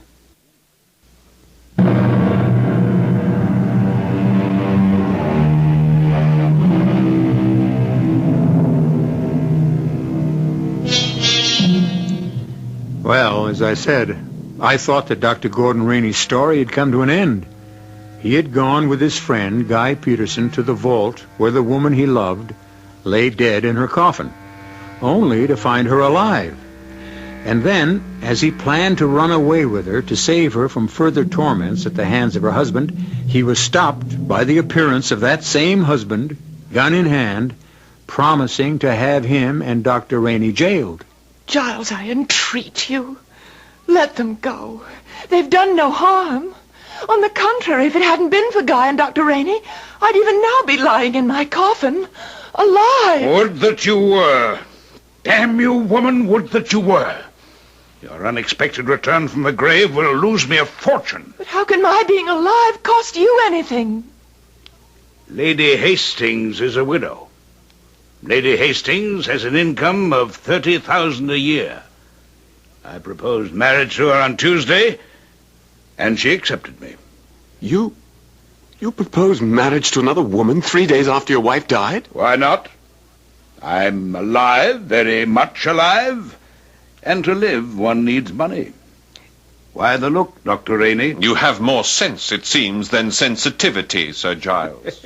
Insulting me will only worsen matters for you, Doctor, if that's possible. You can't be as unaware as you would like to seem that your career is ruined. A doctor, a physician, arrested for breaking and entering a mortuary, a sacred repository of the dead. Sir Giles, you mustn't do this to Dr. Rainey. He helped me because he's my friend, a good and true friend. He was against it from the very start and would never have agreed to assist me had it not been for his deep and abiding sense of loyalty. Oh, do stop, do, or you shall have me in tears. Tears from a stone. A miracle. So am I. Oh. Very well, then. Stone that will crush you, dear wife. Crush you Until the death you've escaped will seem a paradise to you. Put down that gun and I'll... But I've no intention of putting down the gun. Certainly not until the bailiff arrives and takes you into custody, to jail, where I shall see to it you rot, the two of you. What do you mean, rot? I mean, quite simply, that once you're put in jail, you will never leave it. You will rot there, Doctor. You make no sense, Sir Giles. The penalty for breaking and entering... Penalties? Who speaks of penalties? I do. There are laws in this nation. But only one law here, me. I am the law in the village of Buckingham. I am Buckingham. Oh, and he is. No, Sir Giles. You will not imprison this man for the rest of his life, nor will you imprison me. Oh? And may I ask why not? Because I say so. Because I tell you so. Now, don't look away. Look at me. Look into my eyes. Have the courage to look into them and tell me then. Will you imprison us? Mesmerism. Why, such is my intention, yes. Is your intention, Sir Giles, or was? Well, it certainly was. I mean to say, well, the way you put it, most eloquently. Good Lord. It's working. He's doing it again. Doing what? Shh. And you, being a man of sensitivity, my eloquence, the validity of what I say, has touched you. Is that not so? It is so, isn't it? Yes. Seen in a different light, so to speak, yes, it would serve no purpose to put you in jail. None really. And so you let us go? You will let us go? Yes, go. Get out of my sight, the two of you, and never come back. Let us leave, Guy. Victorine. Under the law, there's nothing we can do. She is his wife. I can't leave her. You must. The bailiff will be here any moment, and I can't dominate Sir Giles' will with mine much longer. Victorine. Go, my darling. What? To leave you with him? No, whatever happens to me will be harder to bear if you are in prison. Go, I entreat you. Go. Second thought. He's coming out of it. Guy, my friend, I've done all I can for you, and I'll not see my career ruined because you... Because you're right. Goodbye, my darling, my dearest. Goodbye.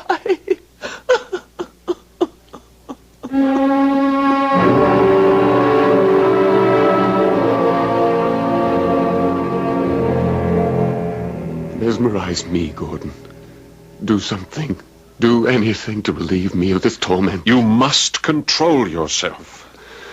I think of her, dream of her. She is never out of my thought, and always I am stricken with the thought that my very imaginings are as nothing to what he is really doing to her. The beatings, the starving of her, her very loneliness, the vile subjection to his passions. Oh, merciful heaven, I shall go out of my mind. Yes, Guy, you shall. Unless you pull yourself together. Now, if you don't stop thinking of her, if you don't stop letting your fancy invent miseries she is very likely not suffering, you will go insane. You will. Someone at the door. Who? Were you expecting someone? No one. Whom would I want to see? I'll answer. Victorine! Save me, Gordon, save me. Good heavens! Come in, my dear. Guy, look, it's Victorine. Victorine? Oh. It is. My dearest, I could bear it no more. Oh, yes. Oh, hold me in your arms. Hold me. Oh, Victorine.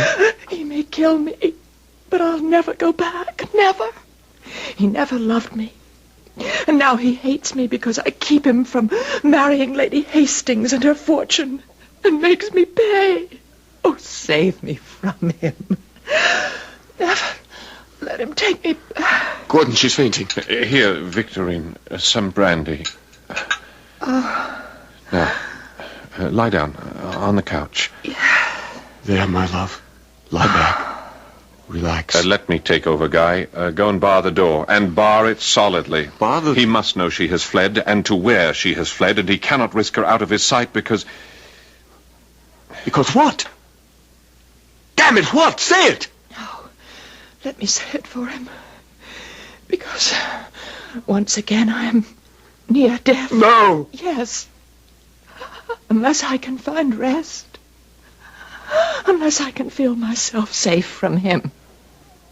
I shall die. You will not. I want to die. Now stop talking, man. For once, act. Now bar that door. Yes. Too late. No, I threw the bolt. Not enough. Open up, I say, or I'll have the door broken down. Gordon, what shall I do? Well, unless you want a smashed door with nothing gained, open it. Open, you hear? Open! He'll take her back to Buckingham. Yes, he will. She's his wife. There's nothing you can do. Now, damn you all! At it again, are you? Stealing my wife? Taking what belongs to me? You men, take her. No. Over my dead body. Take her! Back to him. No. Enough! Now, enough! Stand back or I'll brain you with this candlestick! All right, then! Now, you'll be next, my friend. If you don't... Very well. Move back. You're quite a hand with a candlestick, Dr. Rainey. Yes. You've laid my man out. I trust you know what this means for you. Perhaps you should consider what it means for you, Sir Giles. Me, sir? Yes, you're not in Buckingham now. You're in London. Seeking a wife who's run from her husband to a lover. No, sir. A woman who has come to her doctor. What? What do you say? Your wife is dangerously ill. You have only to use your eyes to see that. I, being her friend, I am sure she sought me at my residence, and, not finding me there, came here. Adroit? Most adroit, Dr. Rainey. May I ask, then, if you've prescribed for her illness? Not as yet, Sir Giles. But you will? Yes. Not good enough, Dr. Rainey. As her husband, or lawful husband, I intend to take her back with me to Buckingham. Victorine, my darling, come with me. No. Oh, really, now, you've no choice. No. Take your hands off her. No. Guy, you have no recourse. In the eyes of the law, she is his wife. He wants her, and you cannot keep her from him. Sensibly said, Doctor. Here, dear wife, good wife, faithful and loyal wife, take my hand and let me help you from off that couch. Take my hand. Vile. You are vile. Filthy. Foul. I shall never touch you again. I'd rather burn off my hands than touch you, you evil man. I'll die rather than go back with you. Die. Damn you, come! No. No. No. Gordon? She's dead. Oh, no. Are you sure, Doctor? She was pronounced dead once before, you know. There is no pulse. I can detect no vital signs. To all intents and purposes, she is dead. You modern-day doctors, always escaping in words and phrases, to all intents and purposes, which is to say, you're not sure. Who is sure of anything, Sir Giles? However, considering what has gone before, we will keep her here under observation for a few days. You'll do nothing of the sort. You men, pick her up and bear her to my carriage. No! Wait, what are you doing? Possessing myself of my property, sir, whether it be alive or dead. But you can't do this. Take her to my carriage. Gordon! There is nothing either of us can do. And Guy, she is dead. I'm virtually sure of that. But if she is not... Don't trouble yourself. Your own friend, a man you trust, Dr. Gordon Rainey, has pronounced her dead. All I intend to do is see that she is properly buried. This time, to stay properly buried. Is she dead? You must understand, in those days, more than half a century ago, one was never sure. I'll return shortly for Act 3.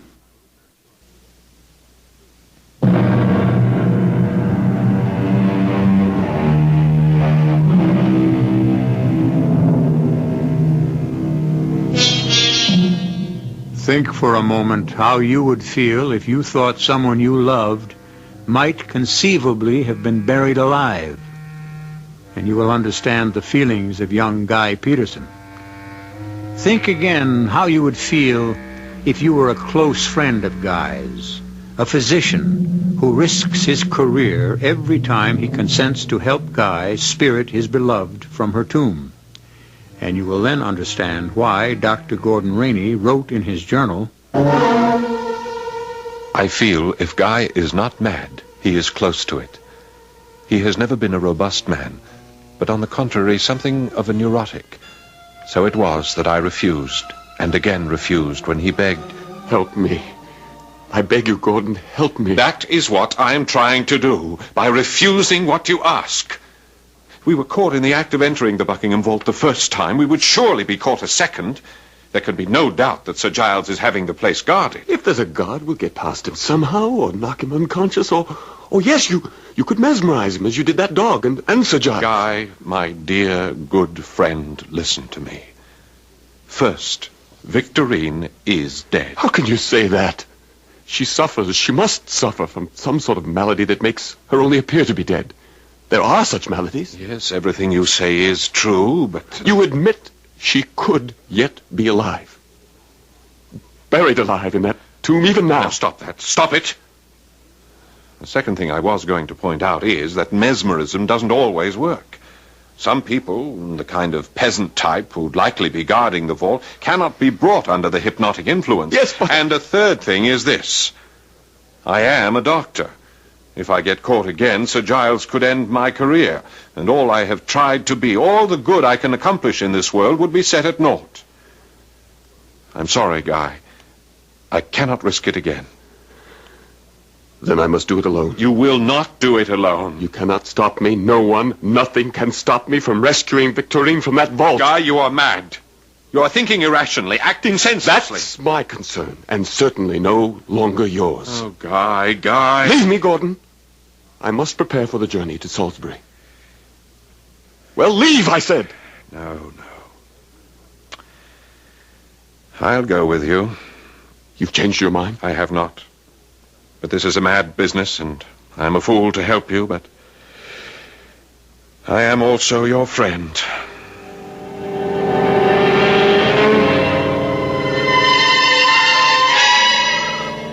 Gordon? Yes. The vault is guarded. Yes. I see the man. A big brute he is. Do you think you can mesmerize him? Bring him under, what did you call it? Hypnotic influence? I doubt it. He's the type I told you about. All muscle and little brain. It's a dark night to make things worse. You wouldn't be able to see my eyes clearly.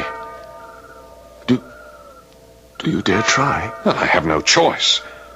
But keep this in mind, Guy. Yes? If I fail, as I most certainly shall, run for it. Do you understand? Don't try to fight him. Run. Yes, whatever you say. All right, now then. Let's step out of these bushes and walk toward him. Say and do nothing. Leave things to me. Come. Who's there? Oh, don't shoot, friend. Then stand where you be. Let me have a look at you. Of course. We mean no harm, friend. We are simply two gentlemen who got lost in these woods, and so... Well, how come you're lost? This here is Buckingham Manor, and it's surrounded, all of it, with an iron fence. Yes. How come you got in? Well, we really don't know. It's a dark night, and our eyes couldn't see much. A likely story. You must believe me. My sight is very poor, as it is. Very poor. Look for yourself. Look into my eyes and see for yourself. Yeah, now, what is this? Look into your eyes? It's up to the manor house with you two.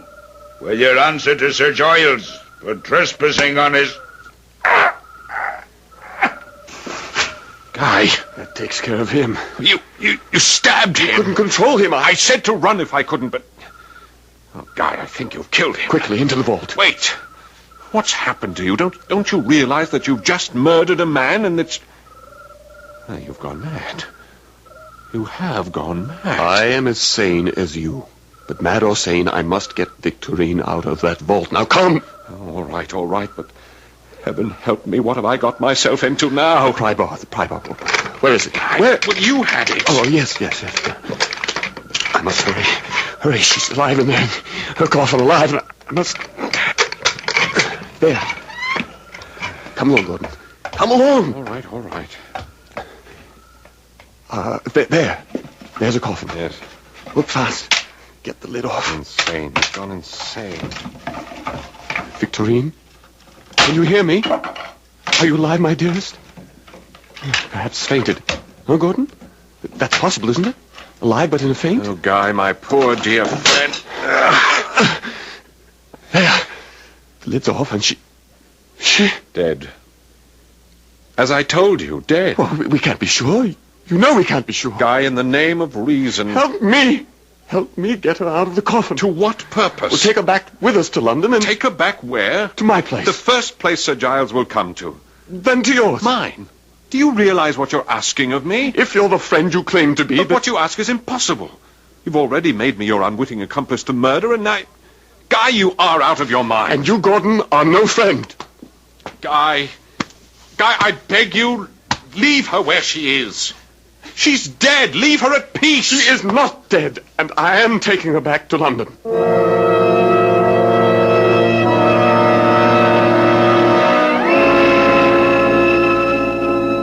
If whoever may read these pages of my journal thinks me a fool, I could not agree more. But Guy was my closest friend, and what's more, was clearly deranged by the love he bore Victorine, and his horror of letting her be buried alive. So we took her body to my rooms in London. 3 days she lay on the couch in my sitting room, Guy never leaving her side night or day. But on the 3rd day I knew something must be done to end this madness of his. Look at her. There's no sign, not one, of decomposition. Yes, because it is the middle of winter and we've kept the windows open and no fire in the fireplace. The sitting room of mine is a virtual ice house. I know. Now listen to me.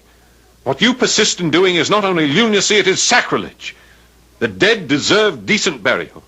If you love Victorine, as you say you do, let us bury her, Guy. Bury her tonight. Where? Then you will. Yes. Where can we take her? Well, I've thought of that and prepared for it. A grave awaits her body in St. Pancras Cemetery. All is arranged. We can take her now under cover of night. Then let us do it. Good. Now, I've kept my carriage waiting below. Do you want to carry her, or shall I? Let me. It will be the last time I hold her in my arms. All right. Pick her up, Guy. Yes.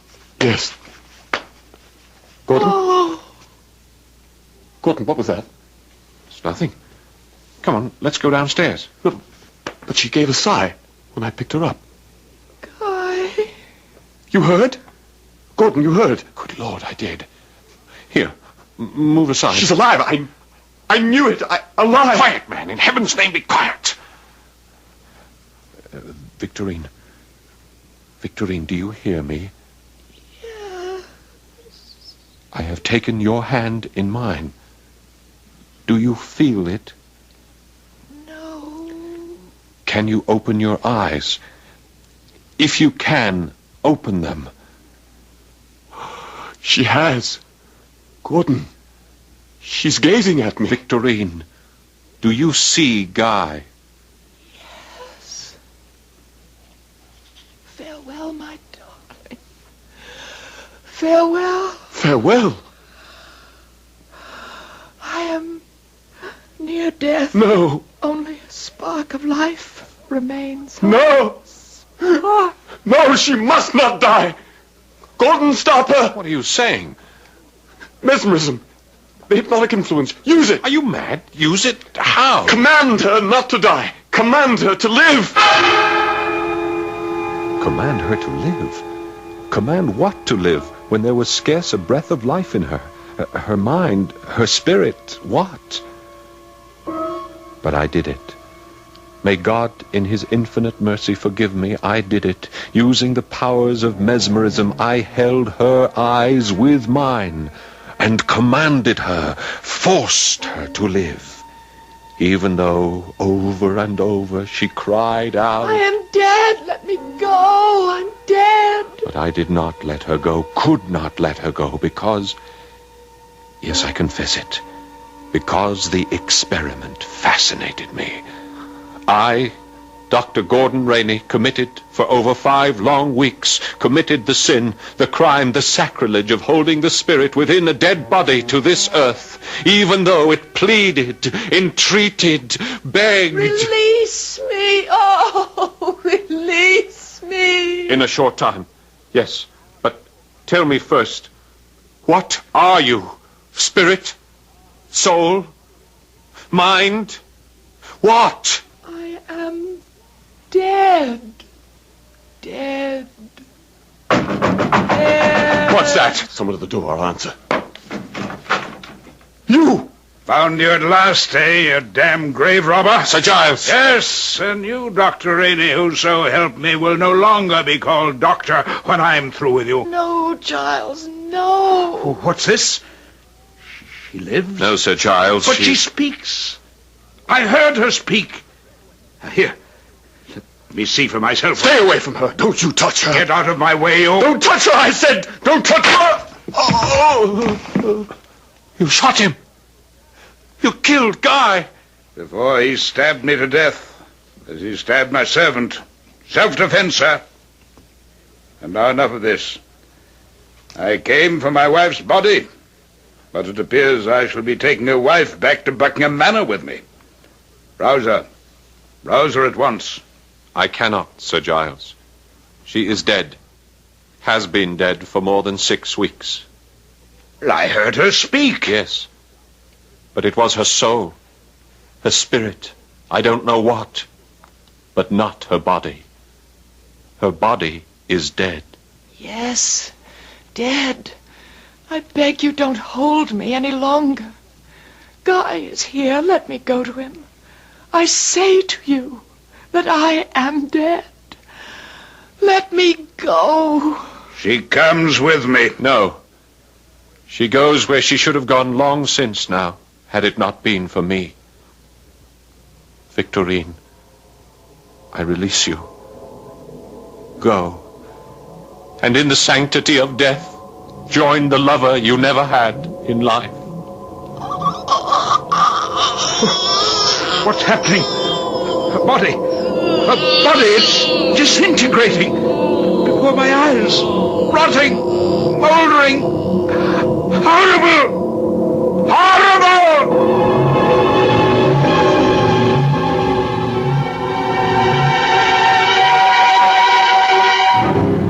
Horrible indeed it was. For, using Edgar Allan Poe's own words, upon the couch there now lay not the body of Victorine, but a nearly liquid mass of loathsome, detestable putrescence. Mr. Poe's words, mind. When he set out to horrify you, he horrified you. I'll be back shortly.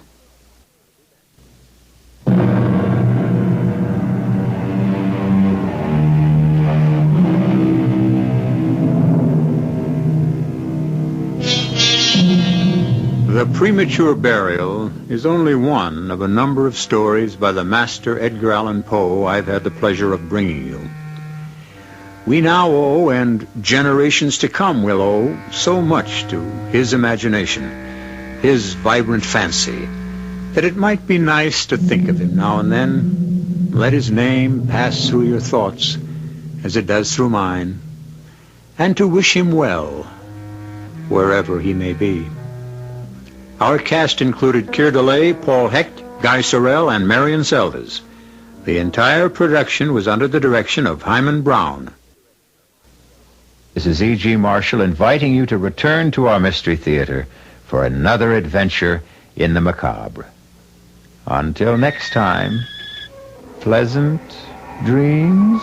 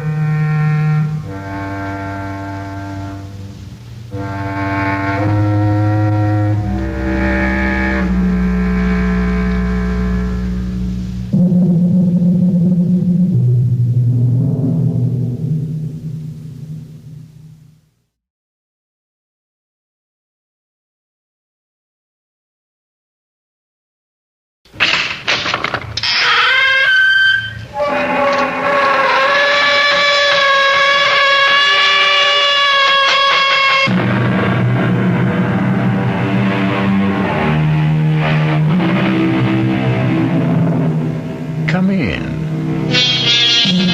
Welcome. I'm E.G. Marshall. Welcome to the sound of suspense, to the fear you can hear.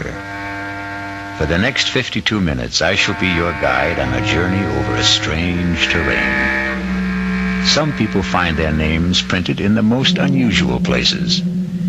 Let me tell you about a man who is convinced that his was written on a bullet.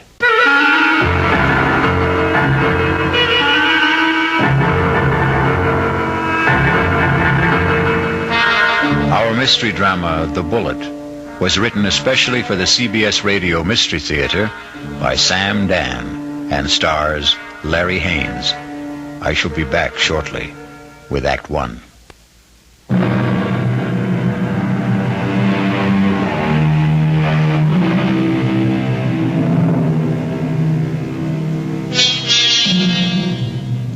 It's a quiet little bar, Paddy Noonan's, and Jerry Price stops there every evening on his way home from work. He's not looking for anything special in the way of atmosphere, adventure, companionship, and he has no intention of getting drunk. Just a couple of beers, perhaps, to bridge a busy day, to ease the fatigue, the strain on his nerves. In the comfortable half-light of Paddy Noonan's, the world outside becomes vague, distant, especially when Old Man O'Rourke is holding forth. And he lay there, his head against the barricade, and the blood from him falling soft upon the pavement. I looked in his face, and I could see his death was upon him. "'Tis a bitter thing," I said, "to die at 17. And for a moment his darkening eyes held mine. And with his last strength he said, "'Tis a sweet thing to die for Ireland." Sweet indeed, Mr. O'Rourke. Any calls for one on the house? I thank you, Paddy Noonan. Ah, I see, Jerry Price. Excuse me. Good evening, Jerry. Hi. I didn't notice you come in. Well, when Old Man O'Rourke's in form, you don't see anybody, Paddy. The old man there, he carries his war. I know I carry mine. You ever think of yours, Jerry? No, never. Never? No. The day I came home from Vietnam, I put away the uniform. I also put away everything that went with it. The army, the war, like a snake sheds his skin. Oh, the past is gone, Paddy. It's dead, so you forget it. You go on to other things. Hey, what's everybody drinking? This round's on me. Set 'em up, Paddy. Mr. Edward Clark himself. And what's the occasion? Hey, I got a little announcement. Guess what the old lady tells me this morning? Number 10 is on its way. Oh, that event around must be on the house, Mr. Clark. Just a quick one, Paddy. Hey, I got the truck outside. What are you hoping for this time, Ed, boy or girl? Let's see. What do I got now? 4 boys and 5... No, I got 5 boys and 4... who can keep them straight? All I know is I'm always tripping over somebody. Yeah. 10 kids in 12 years. Well, you can't tell me it isn't exciting to hear there's going to be a new baby. Oh, yeah. I know it's going to be a kid that'll wet its pants and keep me up half the night. It's another mouth I got to feed. Yeah, well, guys, I got a ride. I'll see you tomorrow. You know, Patty, it's funny. People who don't want kids, can't stand kids, can't afford them, can't raise them, they can help getting kids. Whereas, oh, well, guess there just isn't any justice in this world. Well, there may be no justice, Jerry, but there's always hope.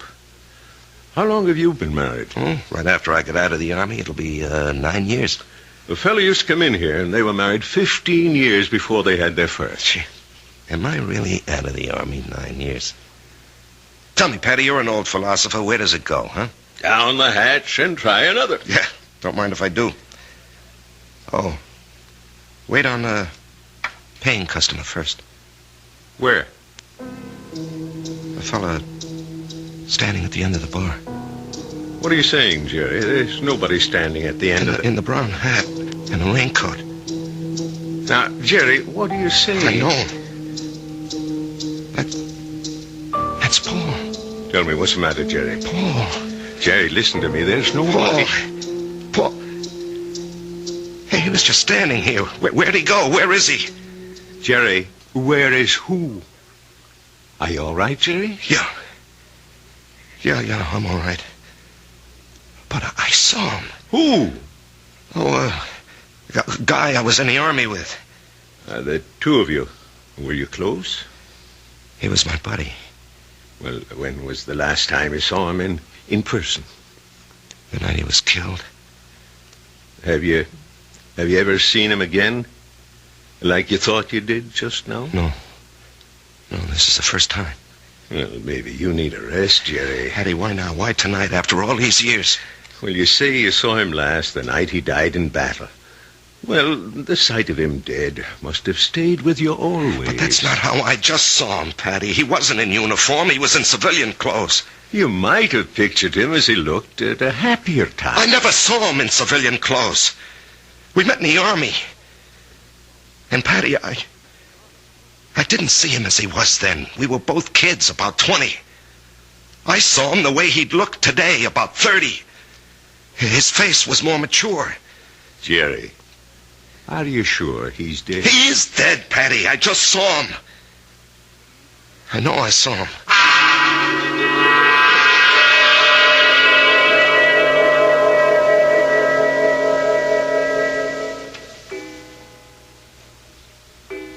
Jerry, it's after midnight. Oh, I'm not finished, honey. I have to clean up these reports, Marge. Honey, a new rule has just been passed in this house. All paperwork shall be done in the daytime. Marge, I have to call on customers. Be reasonable, huh? Am I the kind of wife who makes idle criticism? No, indeed. Constructive suggestions, that's my motto. Northeast Distributors can solve all your paperwork problems by hiring a girl. Honey, I'm lucky to have the job. No, Jerry. You're not lucky. They're lucky. Well, everybody knows you're a terrific salesman. Well, you could get another job tomorrow. More money, less headaches. Honey, I couldn't walk out on Joe Keller. Why not? Well, I'll never forget what that man did for me. I came home from the Army, a kid with no experience. I needed a job. He took a chance with me. Now he needs me. Oh. Well, I'm just worried about you, Jerry. You look so tired all the time. No, I'm in great shape. Will you go see Doc Steiner? I did, today. Oh, well, it's about time. You needed a checkup. Well, I didn't just go for the checkup, honey. I went for the other thing. Jerry. Well, he said some people, men, well, they're okay in every way, but it just doesn't work out for them. Jerry, it's all right. No, honey. It's all my fault. Oh, honey. It's just unlikely there can ever be any kids. He said unlikely. What he meant was impossible. We've got each other. Yeah. If only you didn't want a child so badly. Now we'll definitely think about adopting. Okay? Yeah, okay. Sometimes that works out even better. Come on, honey. Let me see you smile. Marge, I don't know what I'd do without you. Oh, that makes us even. I don't know what I'd do without you. Come on, get to bed. Yeah, I'll just have a cigarette, huh? Well, honey, why'd you turn on the music? To make sure you don't try to sneak in some work. I know you can't concentrate with the music going. I'll just be a couple of minutes, honey.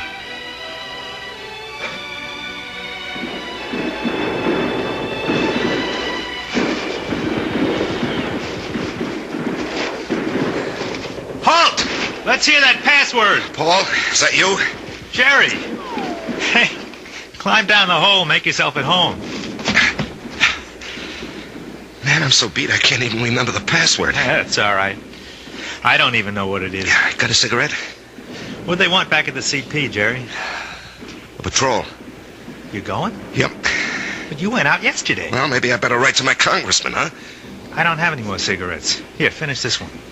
Paul, I don't know if I can go out again.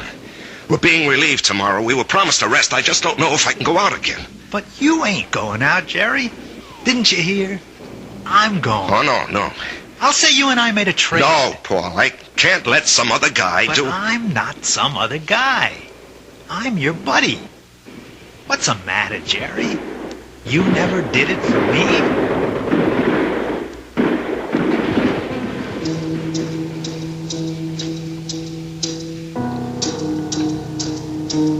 Can I have a drag on that butt, Jerry?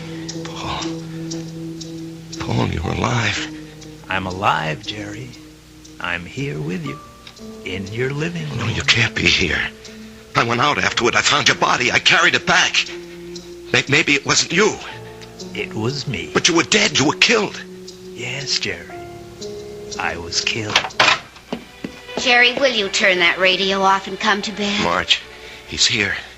Who's here? Can't you see him? Jerry, I don't see anyone. Paul, why can't she see you? She will. They all will. When? Later. I have to go now, Jerry. No, Paul. Paul, tell her. Jerry. She'll think I'm crazy, Paul. Paul. He's gone, Marge. He's gone. Jerry, honey, what's going on here? Marge, he was here. He was right here. Now, you got to believe that. I'm not drunk, and I'm not crazy. I believe you. I believe you, Jerry. Now, here, just sit down. Now, don't do anything. Don't say anything.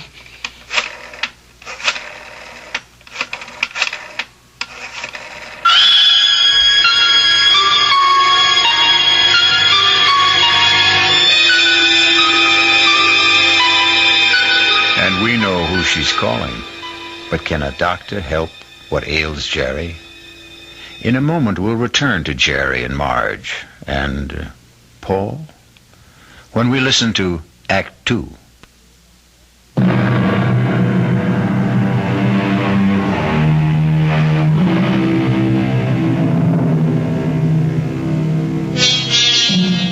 And now, Act 2 of The Bullet. Let us trace the path of the bullet.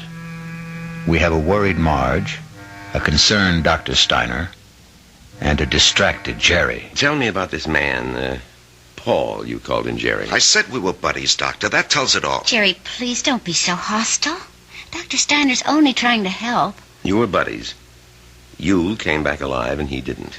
Yeah. There's an extensive medical literature on the subject. Oh, I'm sure there is. Jerry. I'm not being hostile, Marge. I know I saw him. Of course you saw him. Well, finally. But that doesn't mean he was there. You see, Jerry, the death of a wartime comrade remains an eternal reproach. All who survive are sentenced forever to feelings of guilt. No. Doctor, the wars are fought by kids in foxholes. The literature is written by doctors and officers. That's hardly fair, Jerry. I'm the authority on war, Doctor, because I was a kid in a foxhole, and I don't feel guilty about my buddy. You don't? No. Tell me why. Oh, you wouldn't believe it. Try me. All right. You see, there's a bullet, and it's designed especially for you. And if it's your bullet, it'll find you no matter where you are. You can't evade it, you can't avoid it. It was meant for you. It was meant to be. You and the bullet. Both of you were dust, originally. You were dust because the Bible says so. And the bullet was also just dust in the ground. Well, that bullet was mined and refined and cast into metal. It was shaped into a slug and joined with a shell. It was one of billions of bullets, but it was yours, all yours. And at the right time, there'd be a tremendous explosion of gases in a narrow chamber. And the bullet would be torn loose from the shell case and spun around the grooves of a gun barrel and hurled through space. This is the bullet you don't hear. You don't hear it, Doctor. You don't hear it whine past your ear or ping off a rock or thwack against a tree. That's because it's your very own bullet. It's coming to meet you, or you're going to meet it. It's been arranged. You see? It's an appointment that can never be broken. The dust that had become the bullet would encounter the dust that had become you. And after a while, both of you would become dust once again and return to the ground. Your original home. Jerry, I know you're overworked, you're overwrought, you're overtired. I keep telling him to slow down. Okay, I know I'm under a strain. I know I'm working too hard, but what can I do? Jerry, try to understand. Right now you're having what is popularly known as a nervous breakdown. This alleged visitor from another world, I say he's an illusion. I say you have subconscious feelings about him which you're not aware of. And I say they burst through because of heavy pressure on your nervous system. Yeah, I knew you'd say that. Prove me wrong. How? Go away. Get out from under. Rest a while. Relax.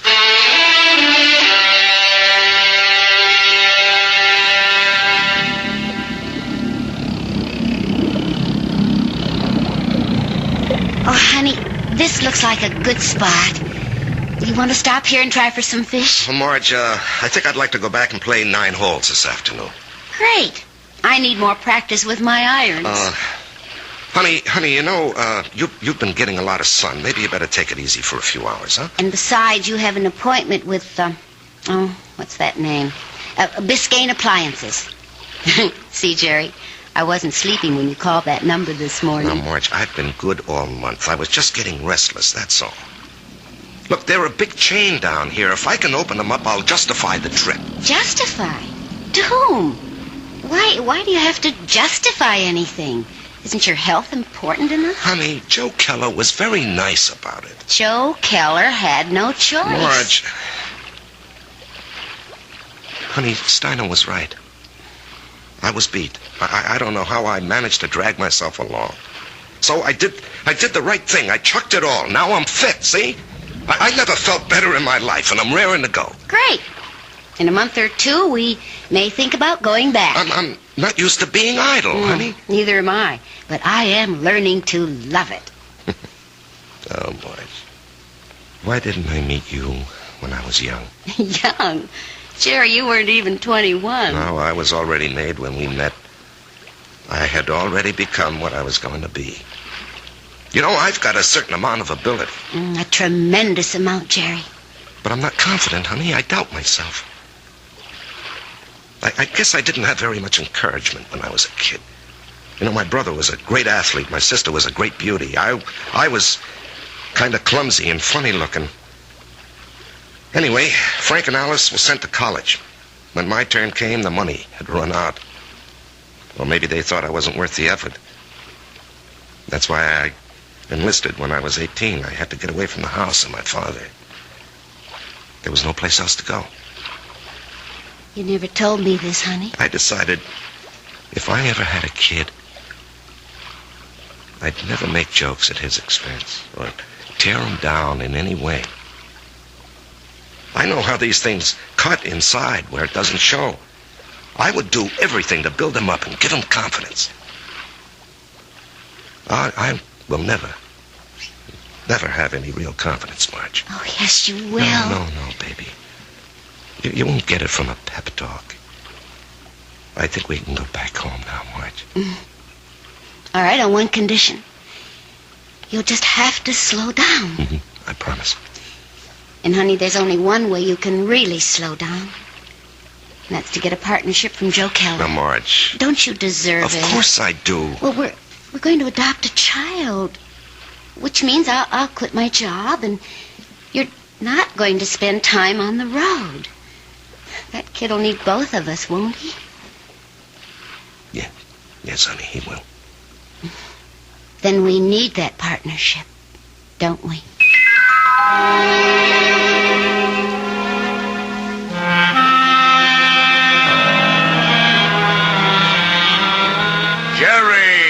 Jerry, baby.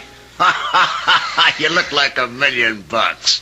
Less 2% for cash, of course. Yeah, Joe. Now, hold it. Ramona, no calls. I'm in a meeting. I can't be disturbed. Well, anyhow, Joe, hello. I want you to take it easy for a while, you hear? Yeah, I'm ready for action, Joe. Oh, you think you're ready. Now, listen. I know you had a lot of expenses. I want you to take this little check. It's only $500. I'm strapped for cash this week. I had to pop for a whole new computer setup. But anyway, I decided to increase your bonus to 5%.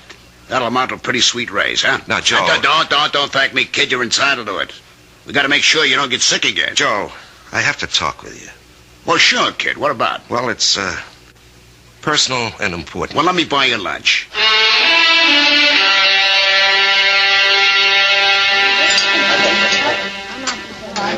Well, Jerry, what are we going to talk about? I'm fresh out of polite conversation. Joe, I want a partnership. No, you don't, Jerry. But, Joe... No, don't interrupt. You don't want one. You'd like one. Two different things. Now, don't nitpick, Joe. You'd like a partnership, which means it would be swell. Great if you had it. But want is something else. It means lack. It means need. I know you'd like to own a business, but you're not cut out to be an owner. Why? Because an owner is an officer. And in your heart, you'll always be an enlisted man.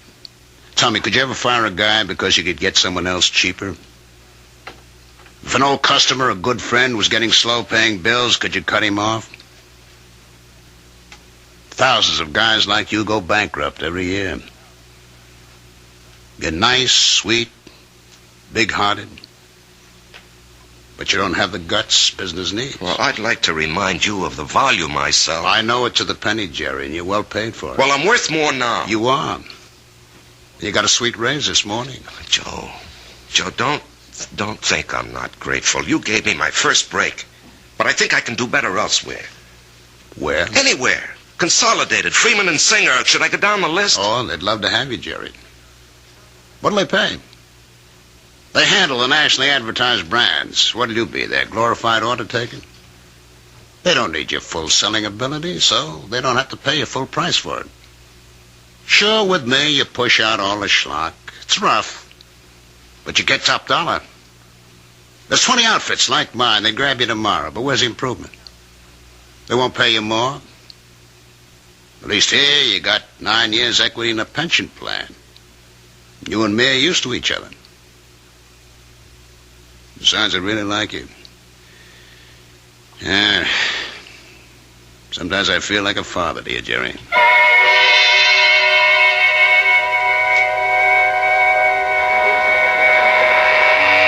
was a fiasco, Patty, a fiasco. And how do I break it to Marge? Oh, what's it all about, Jerry? Well, at least I don't have to put up with Ed Clark tonight. I think I'd punch him right in the mouth. We'll be deprived of his wonderful company the next 2 weeks. He's tooling that trailer into the southwest. Hello, Jerry. What? Patty, is someone standing behind me? No, Jerry. Paul, will you tell me why? I'll tell you everything, Jerry. When? Soon. I think maybe tonight. Paul, why do you keep popping in like this? I don't know, buddy.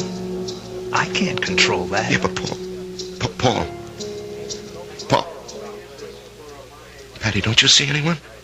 No, Jerry. Hey, you didn't hear anyone talking to me either. No. Patty, do you think I'm crazy? Well, maybe you should see a doctor. I saw a doctor. Well, how about one of them psychiatrist fellas? I never even told my wife. I did see a psychiatrist. But after a while, I figured, why pay him $50 an hour when I can come in here and talk to you for nothing? Well, there must be more to them fellas than that. Oh, sure. He said that the roots of my problem go back to my unhappy childhood. But, Patty, I have a brother, Frank, who feels terribly insecure. He goes to a psychiatrist, too. Why? He had a happy childhood. Well, put it this way. If you see someone, and I don't, The flaw can be in me and not in you. Drink? No. I better go home and face the music.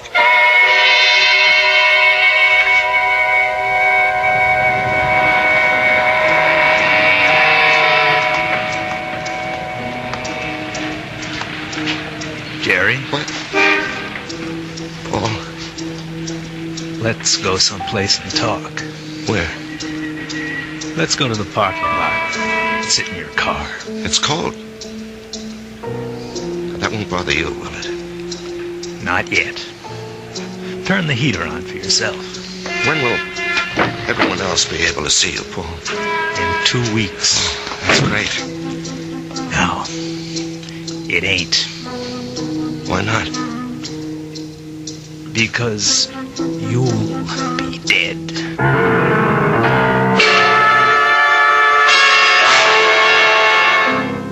Because you'll be dead.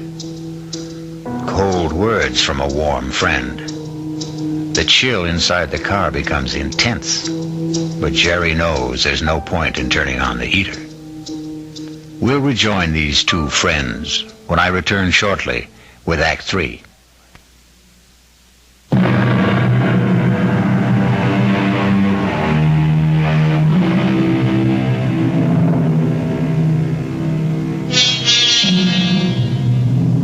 And now we return to the final act of The Bullet and a reunion of two war buddies who haven't seen each other in almost 9 years. Jerry Price, who is alive, and Paul Gardner, who is dead. The heater in this car doesn't do much good. You're shivering. Why am I going to be dead, Paul? Remember the night I went out on the patrol? Yeah, I'll remember that night as long as I live. I completed my job. I was headed back. And then I felt something smash against my head. And I knew. I just met the bullet. You know, the bullet we used to talk about? I bet you don't remember. No, I remember. I felt it slam into me. And then I didn't know anything anymore. Yeah, well, when the guys told me, I went out to get you, Paul. Yeah, I might have known you would. 1 minute, I was moving through a rice paddy. And the next minute, I'm sitting in an office. And I knew a lot of time had gone by. Don't ask me how. I knew, that's all. A man was talking to me. What kind of man? You know the type that's a clerk in the government or a big corporation, fussy, self-important. Everything's got to be in the right place. He doesn't even look at me. He's got a piece of paper. He says, Paul Gardner, you're going back. You should not have died that night. The computation was for you to survive. The plan was for you to marry a girl named Marjorie Stone. I married Marjorie Stone? Yeah. I told the guy, I want no part of it. And he gives me a look, this clerk does, like he couldn't care less about me or you or anybody else. And he says, come with me. He leads me to a door. It opens. And all I can hear is a hum and a clicking. And all I can see is a computer. I mean, there's no end to the thing. That's all you can see is computer. And he says, there it is, friend. City Hall. Go fight it. By this time, I'm shaking. That machine scared the pants off me. You couldn't see the top nor the bottom of it. There was no end to it, just a machine wherever the eye could see. Well, then what happened? This clerk, he tells me there's a plan. A capital P plan. It calls for me to come home. Not you. Yeah, well, maybe that's fair, Paul. You were always the better man. No. You got more on the ball. You never got a break, that's all. I had the chance to go to school, become somebody. I could have gone into the old man's business, become the biggest hardware dealer in Atlanta. You and me. We both run away to join the army. You because you had nothing. Me because I had everything. But why are you coming back? Because Marge and I are supposed to have a boy. A certain kind of a boy. He'll grow up, I don't know, discover something, create something, or be somebody the world needs, real bad. They wouldn't tell me what. Anyhow, 40, 50 years from now, he has to be here. And of all the millions of men and women, he could only be born to me and Marge. When am I leaving? I told you. In 2 weeks. How? 9 o'clock at night. A trailer truck will go past Patty Noonan's saloon. Just as you're crossing the street. Well, why does it have to be like that? Because you don't know how careful these things are figured. You could get killed a million ways. But the plan calls for a truck driven by a guy named Ed Clark. Oh, yeah, I know Ed Clark. He doesn't have a good record, so it'll be easy to prove he's a careless driver.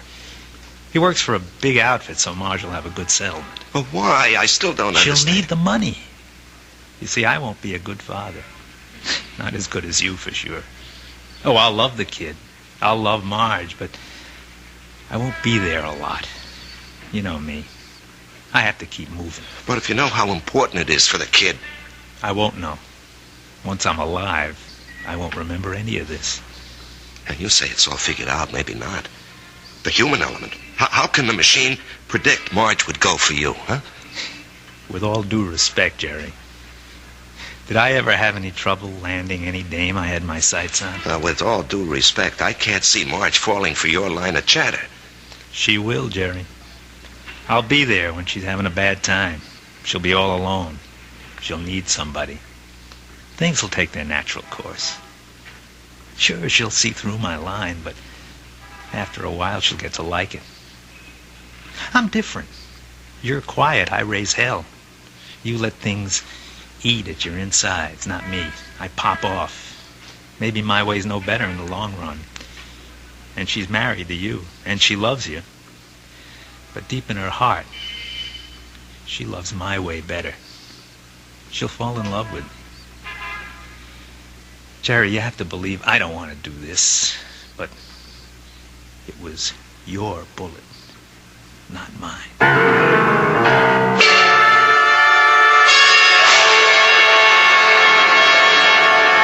Jerry? What are you thinking about? Oh, the guy downstate wants to cancel a carload of refrigerators, so I'm figuring an approach. Didn't we agree no more work at home? Yeah, well, honey, this is just thinking. Did you talk to Joe Keller about the partnership? Yeah. And? He said no.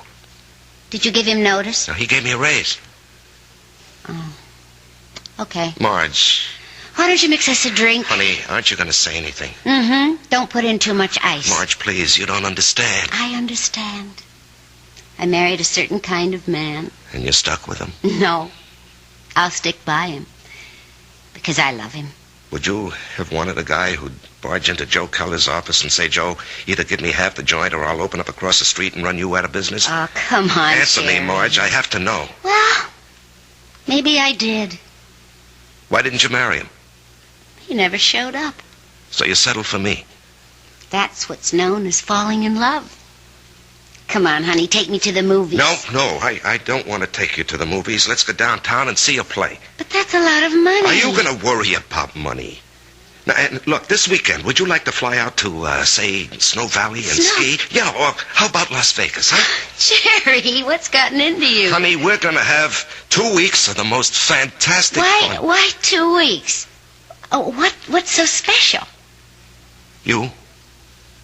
Me? I just want to spend the rest of my life having a ball with you.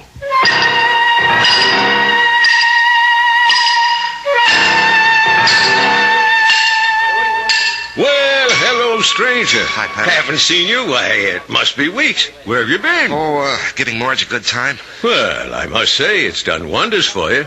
You look so calm. Do I? Do you ever see the little guy who wasn't there? No. Well, that's good. Let's drink to it. Jerry, if I'm not being forward, what did he want from you? You wouldn't believe it, Patty. Do you believe it? Well, I just dropped in to say hello, Patty, and goodbye. Jerry. Yup. Something's the matter with you. Well, I understand Ed Clark is due back here tonight. I don't want to run into him. I just don't want to talk to him. Well, if that's how you feel, I'll bar him from the joint. Now, Jerry, something's wrong with you. No, nothing, Pat. Now, look, I'm an old soldier, Jerry. I can tell. No, it's really nothing. Really, is it? No, Jerry, you got a look on your face. What kind of look? I've seen it before in the war. I've seen it on men who go out on the impossible mission. The look of men who know they're not coming back. The resigned look. What are you resigned to, Jerry? You have a vivid imagination. I have an imagination. Jerry, whatever it is, don't be resigned to it. Fight it. You can't fight City. I knew it. You're in a fight, Jerry. Well, you can fight anybody. You're an ex-combat soldier, and you weren't afraid of anything. When you were out there, you faced up to death, hunger, despair. What happened to you, Jerry? Where did you lose it? Face up to it now. Whoever he is, spit in his eye. Patty, I can't do anything. Jerry, I'm going to throw you out of here for your own good. Now leave town. Go far away for a while. Fight it, Jerry, fight it. Patty, wherever I go. Listen to old Patty. Just take off. Don't you see there's a plan? Who cares? Put up a fight. Why are you so upset, Patty, huh? I don't know. But listen to me. Fight now. Now get out of here.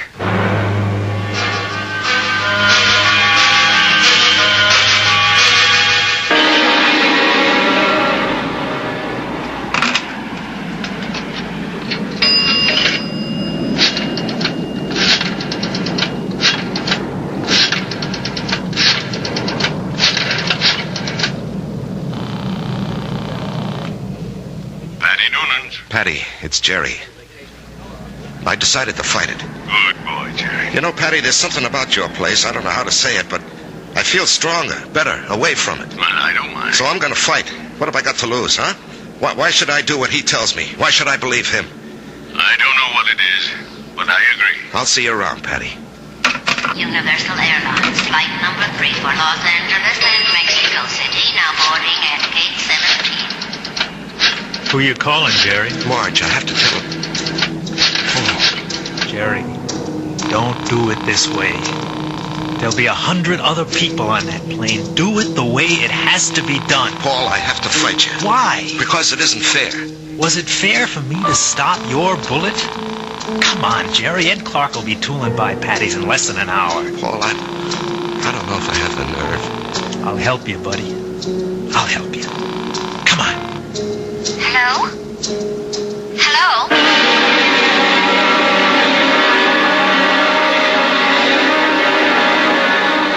What is it, Mr. Noonan? I called you, and I hope it wasn't out of turn, Mrs. Price. It's about Jerry. What about Jerry? He's sitting back there in a booth. Now, wait. Don't go to him yet. He's in trouble. Well, it can't be. We've had such a glorious 2 weeks. He's in trouble. Well, what kind of trouble? I don't know. We have to help him somehow. Is it that Buddy? I think so. Well, the time has come to lay that nonsense to rest once and for all, and I'm going to... That won't work. Agree with him. Show him anything he wants is okay with you. Don't fight him. All we can give him is love. Hi, honey. Hi. Buy me a drink? Oh, sure. You know, I never knew you had those little gold highlights in your hair. Oh, I'm using a different bottle this week. I love you. I love you, too. And I want you to be with me always. Come on, Jerry. Let's start. No, not yet. Are you talking to me? The plan calls for it. How do I know there is a plan? Ask anybody. Ask Marge. Jerry, what are you talking about? Marge, do you believe there's a plan that determines the actions of everybody in the whole world? No. You sure? I'm sure. Well, then how do you think things work out? Well, every which way. Come on, Jerry. It's time. No, I won't go. Where won't you go? Then, Marge, as far as you're concerned, there isn't any plan. Oh, well, what do you think, Jerry? No, that's not important. What do you think? Well, yes. Yes, there is a plan. I I can prove it. You can? Yes, but you started me thinking there has to be a plan. Otherwise, you and I, we just never would have met. Remember that day? Yeah. You were taking cash at Ryman's drugstore. That's the only reason I walked in there. Well, I'd already given notice. I was going to leave. And then you walked in and asked Doc if you could open a charge. Then and there, I decided to stay. And where? Where were you going? Oh, away. Pull up stakes. Why? Well, my folks were gone. My friends were married. The neighborhood had changed. The girl I went to school with had a father, a construction engineer. He'd been transferred. Well, she took a job in his new office, and she wrote and said she found a nice crowd. They needed secretaries down there. She could fix it up. Well, why not? I was set to go. But it was not to be. You came wandering into Ryman's. Obviously, there's a master plan that rules our lives. And where was this wonderful place you almost went to? Atlanta. Atlanta? Oh, what's so remarkable about that, Jerry? It was definite you were going? Well, sure. And only because you met me. Only because I met you. Otherwise, I'd have gone to Atlanta and married a southern millionaire. But evidently something had been planned for me. Aren't you flattered? I met you, and it changed my whole life. Are you ready to go now, Jerry? Marge, will you come with me? Yes, Jerry. Where do you want to go? Well, I have to do something. I'll come with you. No, wait here, darling, please. It's time, buddy. Just like going out on a patrol. Jerry, where are you going? That's all right, Patty. It's all right. I didn't want this, buddy. I know. I don't want you to take my bullet either. Goodbye, Jerry. Yeah, goodbye, Paul. Take care of her for me, huh? You know I will.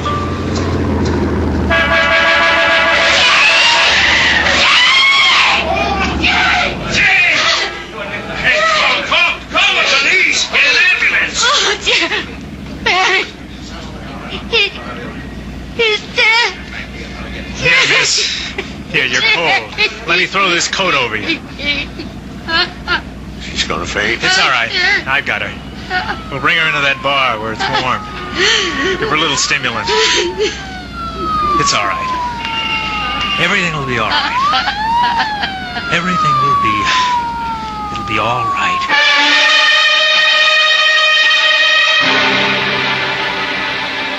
So many people preface what they believe with, "It is written." It is written in the stars. It is written on the wind. And for so many like Jerry, it is written on the bullet. I'll be back shortly.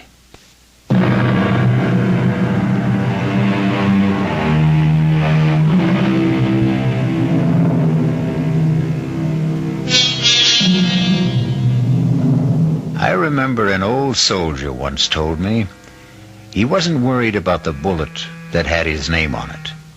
What really bothered him was the bullet marked, "To whom it may concern."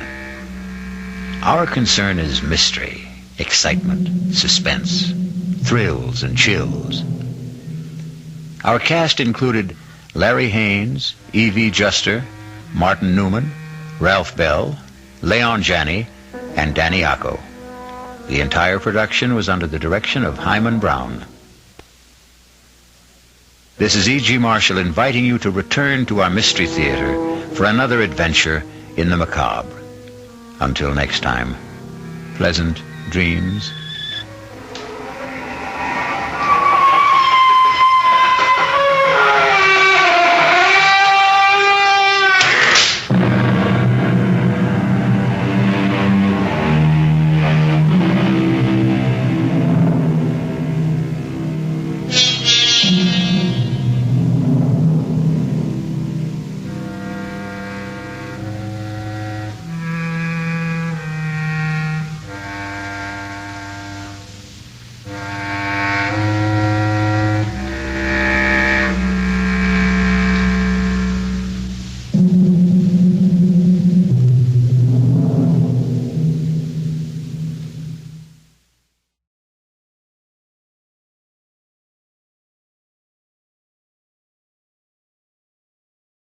The CBS Radio Mystery Theater presents...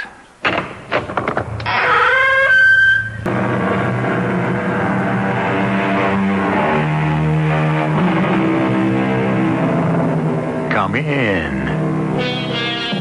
Welcome. I'm E.G. Marshall. Evil exists. We all agree on that, don't we? I mean, we read about it, hear of it, sometimes witness it.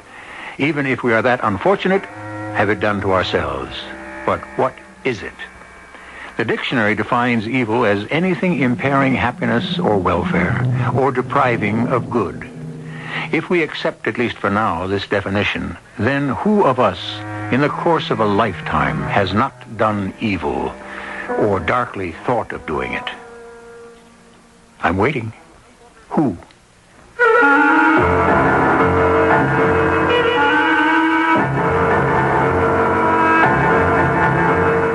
Our mystery drama, The Evil Eye, was written especially for the Mystery Theater by Elspeth Eric and stars Mandel Kramer and Carol Teitel.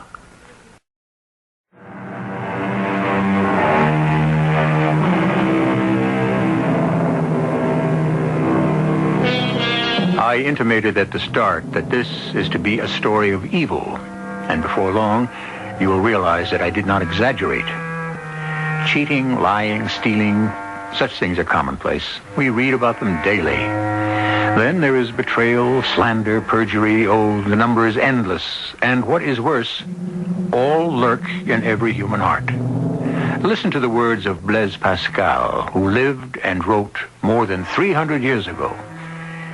Evil is easy and has infinite forms. It's a terrible thing, being a woman. The only thing that's worse is being a successful woman. You've heard of me, I'm sure. Charity Ormsby. You've certainly read one of my books. More likely, you've read them all. I'm the best-known female writer in the country. Of course, few know that my real name is Louise Bates.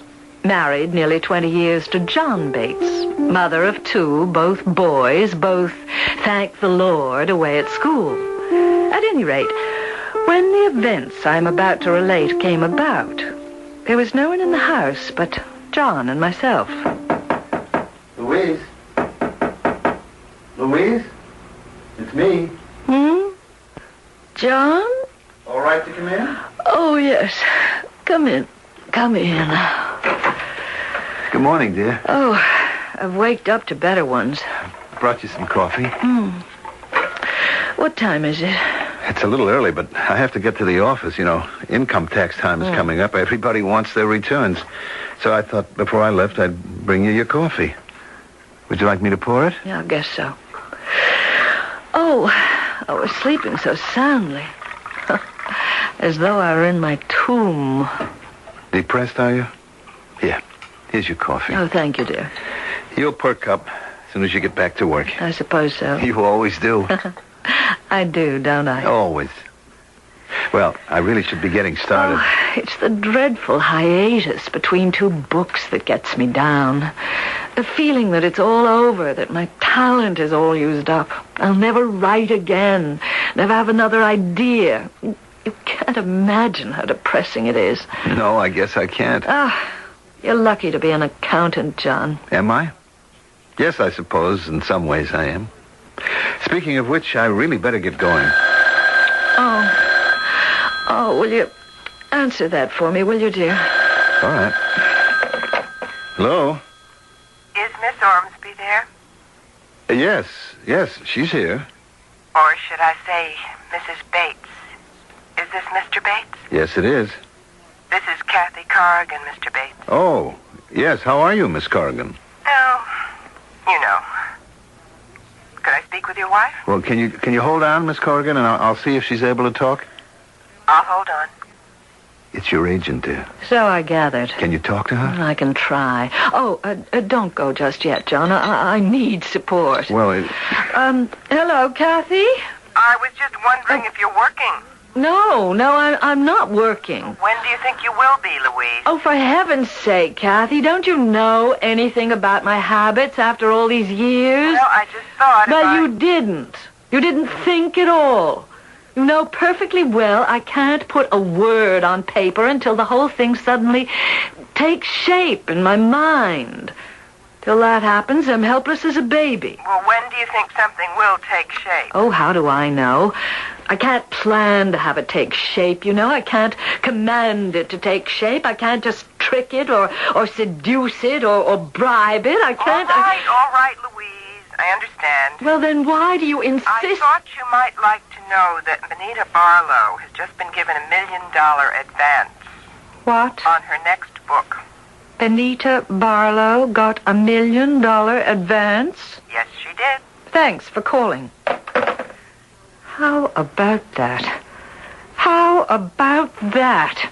That overdressed, overblown frump, that no-talent Benita Barlow has just... I know, I heard. $1 million. $1 million. You're better than she is, Louise. You're much better than she is. I know that I'm better. I know that. You're the best, Louise. I know I'm the best. But do those nincompoop publishers know it? No, all they know is Benita Barlow. So she gets all the advertising. She gets the interviews. She gets all the fanfare, all the whoop-de-doo. I could kill that woman. Oh, now, darling, you don't mean that. I do mean it. I could kill her. Trouble is, she's in England, and I'm here. Then, it happened. The idea for my next book sprang into my head, full-blown, the way it had always done before. Oh, what a joy. What a relief. After months of sterility, I was ready to write again. In 10 days, my public would have what they awaited so breathlessly. I could scarcely wait to tell John. It'll be all about a beautiful black woman and a white man and their enduring love for each other. Do we know any black women, Louise? Oh, that's beside the point. I can fantasize it. I can fantasize anything. Of course you can. I shall call it, Dark Luster. Good title. All right, now, John, you know what you have to do. I must have 10 full days to complete it. I shall shut myself in my room. Now, you know how it goes. We've been through this before. Yes, now, but Louise... you will stay home. You'll have to cook your own meals. Well, that part's all now, right, you'll Deb. eat them by yourself. Yes, but you You know... will sit by the window, the way you always have, to stop anyone who comes to the door. Now, you will have to hold the phone in your lap so you can answer it the second it starts to ring. Oh, and if that dog down the block starts to bark, you will silence it. And if the people next door play those awful records, you will make them stop. But, Louise, Oh, it will be heavenly. Shall I answer it? No, I'll take it. This one last time. The last call I take for 10 delicious days. Hello? Louise, this is Kathy. Kathy, the most beautiful thing has happened. Louise? I am starting a new book. You're the last person I'll speak to for 10 whole days. Then you will have the completed manuscript. Louise, it's going to be called Dark Luster. Louise, have you heard about Benita Barlow? Well, it's all about this... Louise! Huh? Benita Barlow is very ill. Very, very ill. Oh? Is she? It's a very rare disease. And it's always fatal. She can't live long. Is that so? I just thought I should tell you. Well, good luck with the book. I'll be hearing from you? In 10 days. Precisely. Benita Barlow's come down with some strange sort of disease. It's terminal. The news about Benita Barlow made hardly any impression on me at all. The concept for my new novel was burgeoning within me, and I could scarcely wait to begin again.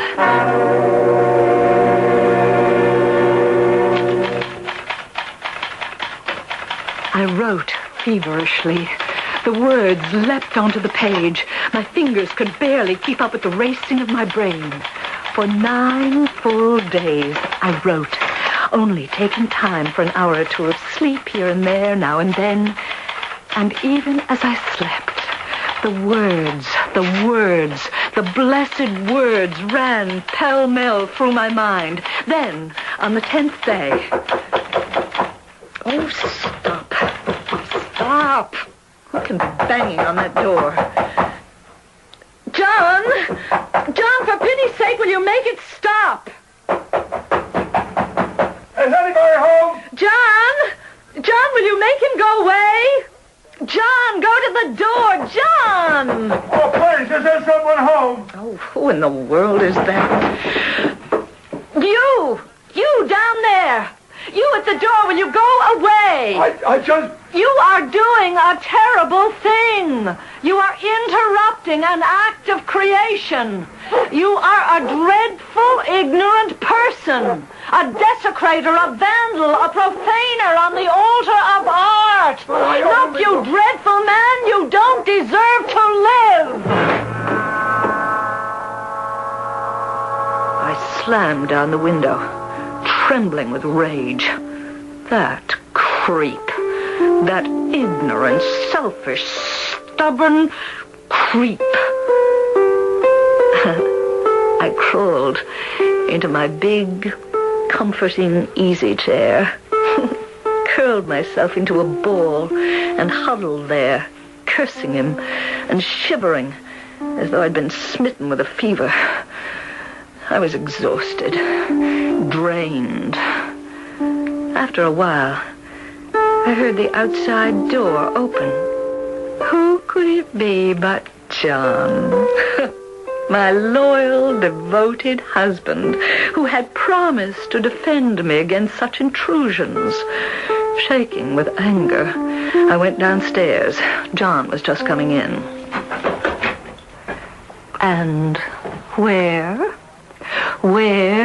if you will be so kind as to tell me, have you been? Why, at the office, Louise. At the office. At the office. While I was draining the blood from my veins to finish my novel, my masterpiece, while I was 40 pages from the ending, you were at the office. Well, there was so much work to do. Work?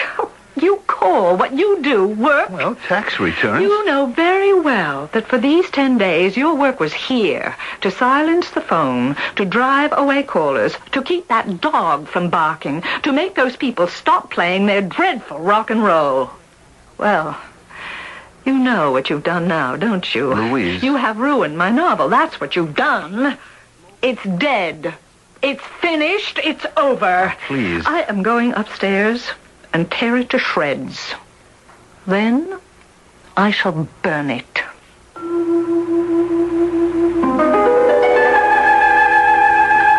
Writers are indeed strange creatures with strange habits of work. What suits one will not do for another. Some write longhand, others type. Some work early in the morning, others only late at night. Some pace the floor, others sit and meditate. Some compose rapidly, others with infinite slowness. Yes, writers are strange. Quite as strange as the rest of us. I'll be back shortly with Act 2.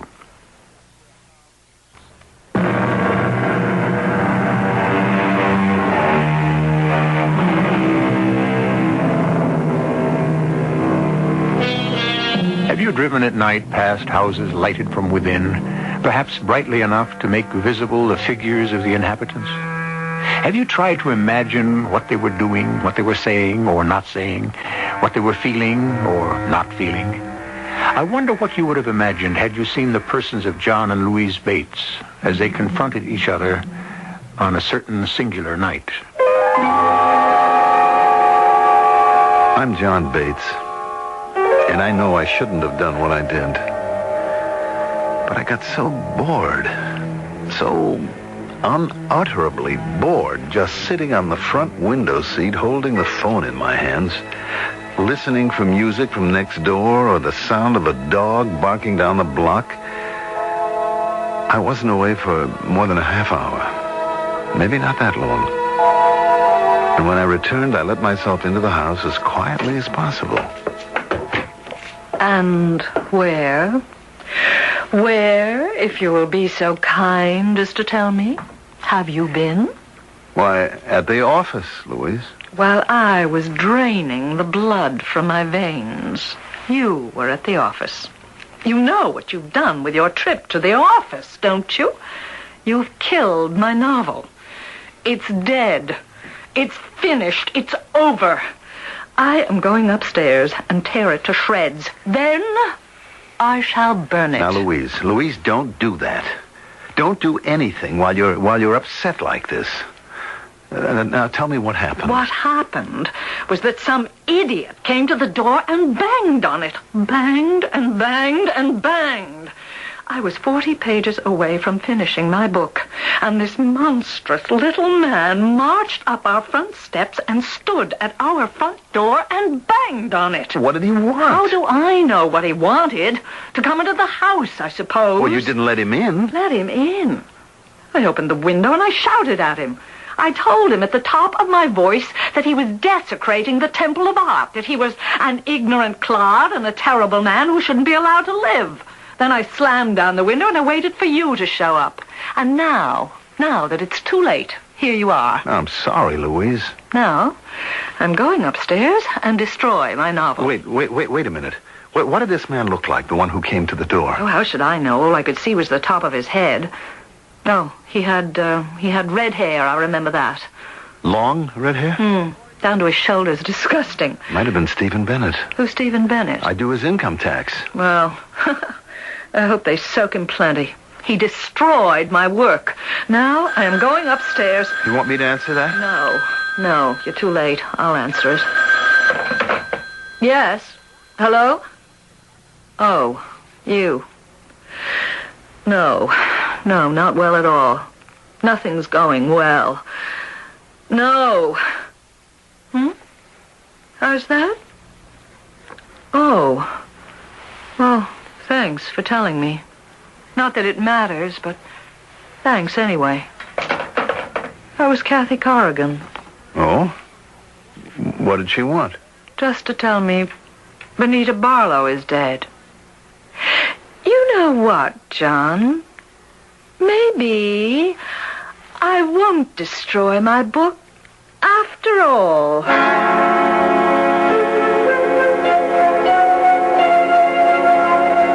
I lied to Louise when I said I went to the office. I didn't. I was with a girl. Yes, a girl. I'd been seeing her for quite a while. I felt guilty as hell about it, but I couldn't help myself. I'm in love with her. And I think she's in love with me. And sometimes it's hard to tell. Anyway, after Louise decided not to tear up her novel, I stayed around the house for a couple of days just to make sure that, that she was all right. Then I went to see this girl. I had to.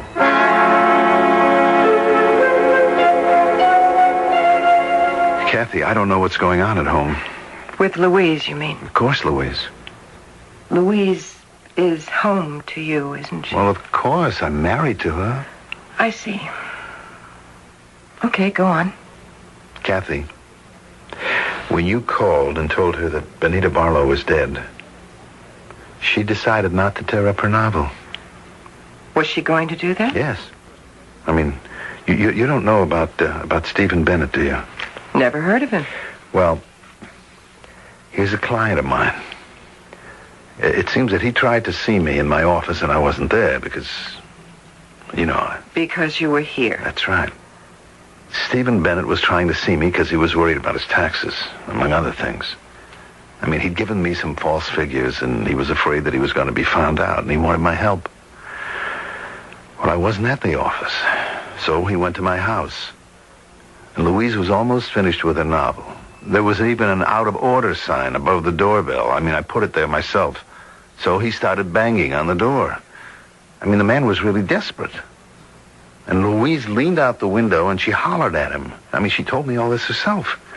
Called him an ignorant clod and a terrible man and, stuff like that. And I guess he just finally gave up and went away. Yes? So? Kathy, it's in the paper this morning. Steve Bennett is dead. He took an overdose of something. And he's dead. Well, I'm sorry about that, but after all, he isn't a close friend or anything like that. I know, but I mean, if I'd been in my office, or even at home where I was supposed to be, maybe he wouldn't have done it. Oh, nonsense.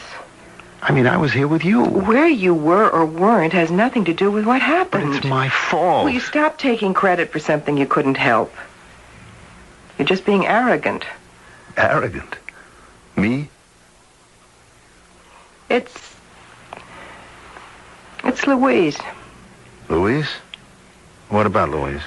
First Benita Barlow, now this Stephen Bennett. Both dead. But Louise didn't know either one of them. That doesn't mean a thing. Not when you have the capacity for evil. The evil eye. What? I'm sure you've heard of it, the evil eye. Yeah, I've heard of it, but I mean, well, what is it? I mean... It is the power to destroy whatever stands in your way. Oh, no, I mean... Oh, yes, yes. Kathy, you mean Louise can... You mean she can destroy people? Well, she has done it, hasn't she? On purpose? I don't know. I don't know precisely how it works. I wish I did. But what do I mean, what am I supposed to do? I'm not sure. Let me think. I mean, what if she decides to destroy me? Or you? That is what I'm thinking about. Look, John, you said she didn't destroy her book. Right after you called about Benita Barlow, she said maybe she wouldn't. You have got to insist that she finish it. Insist? She must have felt such a great surge of power when she heard about Benita Barlow. Now, you tell her about Stephen Bennett. If we can direct all that psychic energy into her work, if she'll finish the book, who knows? Who knows what might happen?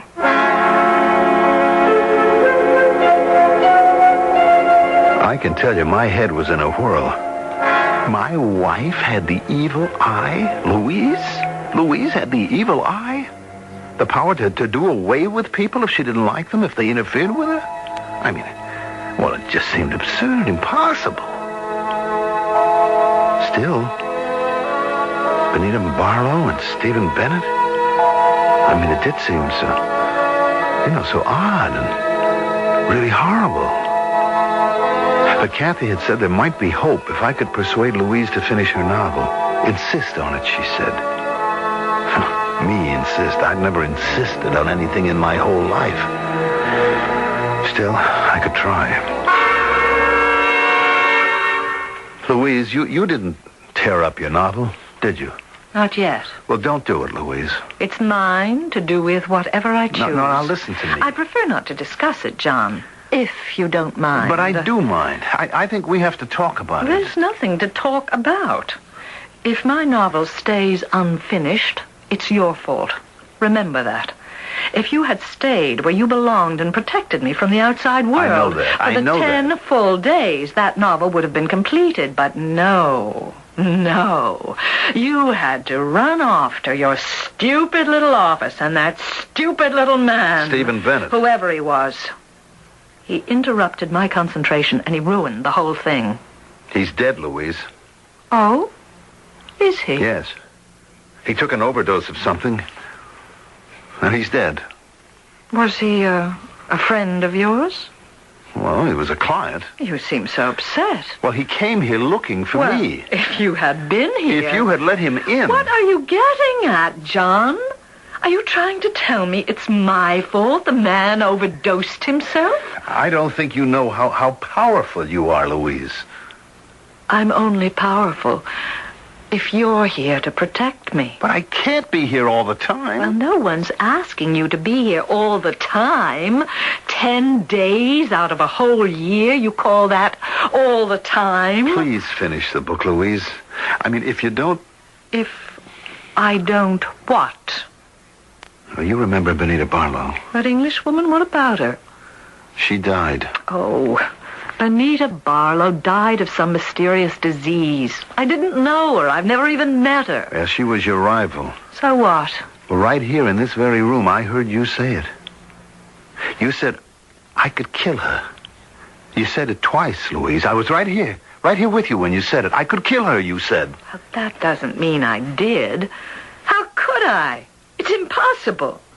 Not if you have the evil eye. What's that? What is it? What's the evil eye? It's the power to hurt people. Just by wanting to hurt them. Even people you don't know. Even people who live thousands of miles away. You think that I have this power? I think maybe you have it. And I'm afraid of it, Louise. I couldn't tell whether I was making any impression on her or not. After all, I didn't really know what I was talking about. I just put words together and hoped that they would make sense. They sounded all right when I said them, but I couldn't tell what effect they were having on my wife. For her dark eyes opened wider and wider. Her cheeks got paler and paler. And she walked out of the room without answering me. I waited downstairs, hoping to hear the sound of a typewriter, but I heard nothing.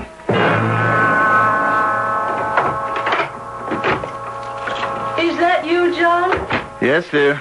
Come in here, will you? Right away. Did you have a hard day? Well, you know, it's income tax time. Everybody's kind of anxious. Yes, that's what I am. Anxious. Terribly, terribly anxious. Agonizingly anxious. Well, paralyzingly anxious. Maybe if you were to, finish your book. I try. I sit there in front of the typewriter and I stare at it. I sit and I stare, but I can't even put my fingers on the keys. I can't even lift my hands to put the paper in the roller. But I do try, John. Maybe it doesn't sound like it, but I do try. Really, I do. Really, I do. Believe me. You do believe me, don't you? Louise, if you would just say to yourself, I can do it. And I will do it. I can. I will. That's all you need. The power and the will. The power and the will. That's all. I could try again. Of course you could. Oh, by the way, Louise, coming home, I stopped to talk to the people down the block. You know, the one with the dog? Uh-huh. He died. The dog died. The people said it was, old age. He just laid down in the sun and he died. The dog died? Yes. And you know the couple next door, the ones with all that rock and roll all the time? They're getting a divorce. The second I stopped talking, Louise gave me a peculiar look. Then she got up and left the room. She went upstairs. I really didn't know what I'd said to make her do that, but a minute later, I heard something that made me not happy exactly, but very, very relieved.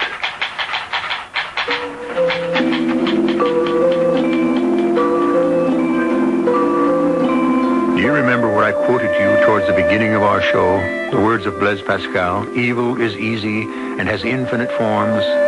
Think what has happened so far. And we've only presented 2 acts. A woman dies, a man dies, a dog dies, a marriage dies. What's left for Act 3? I'll be back shortly.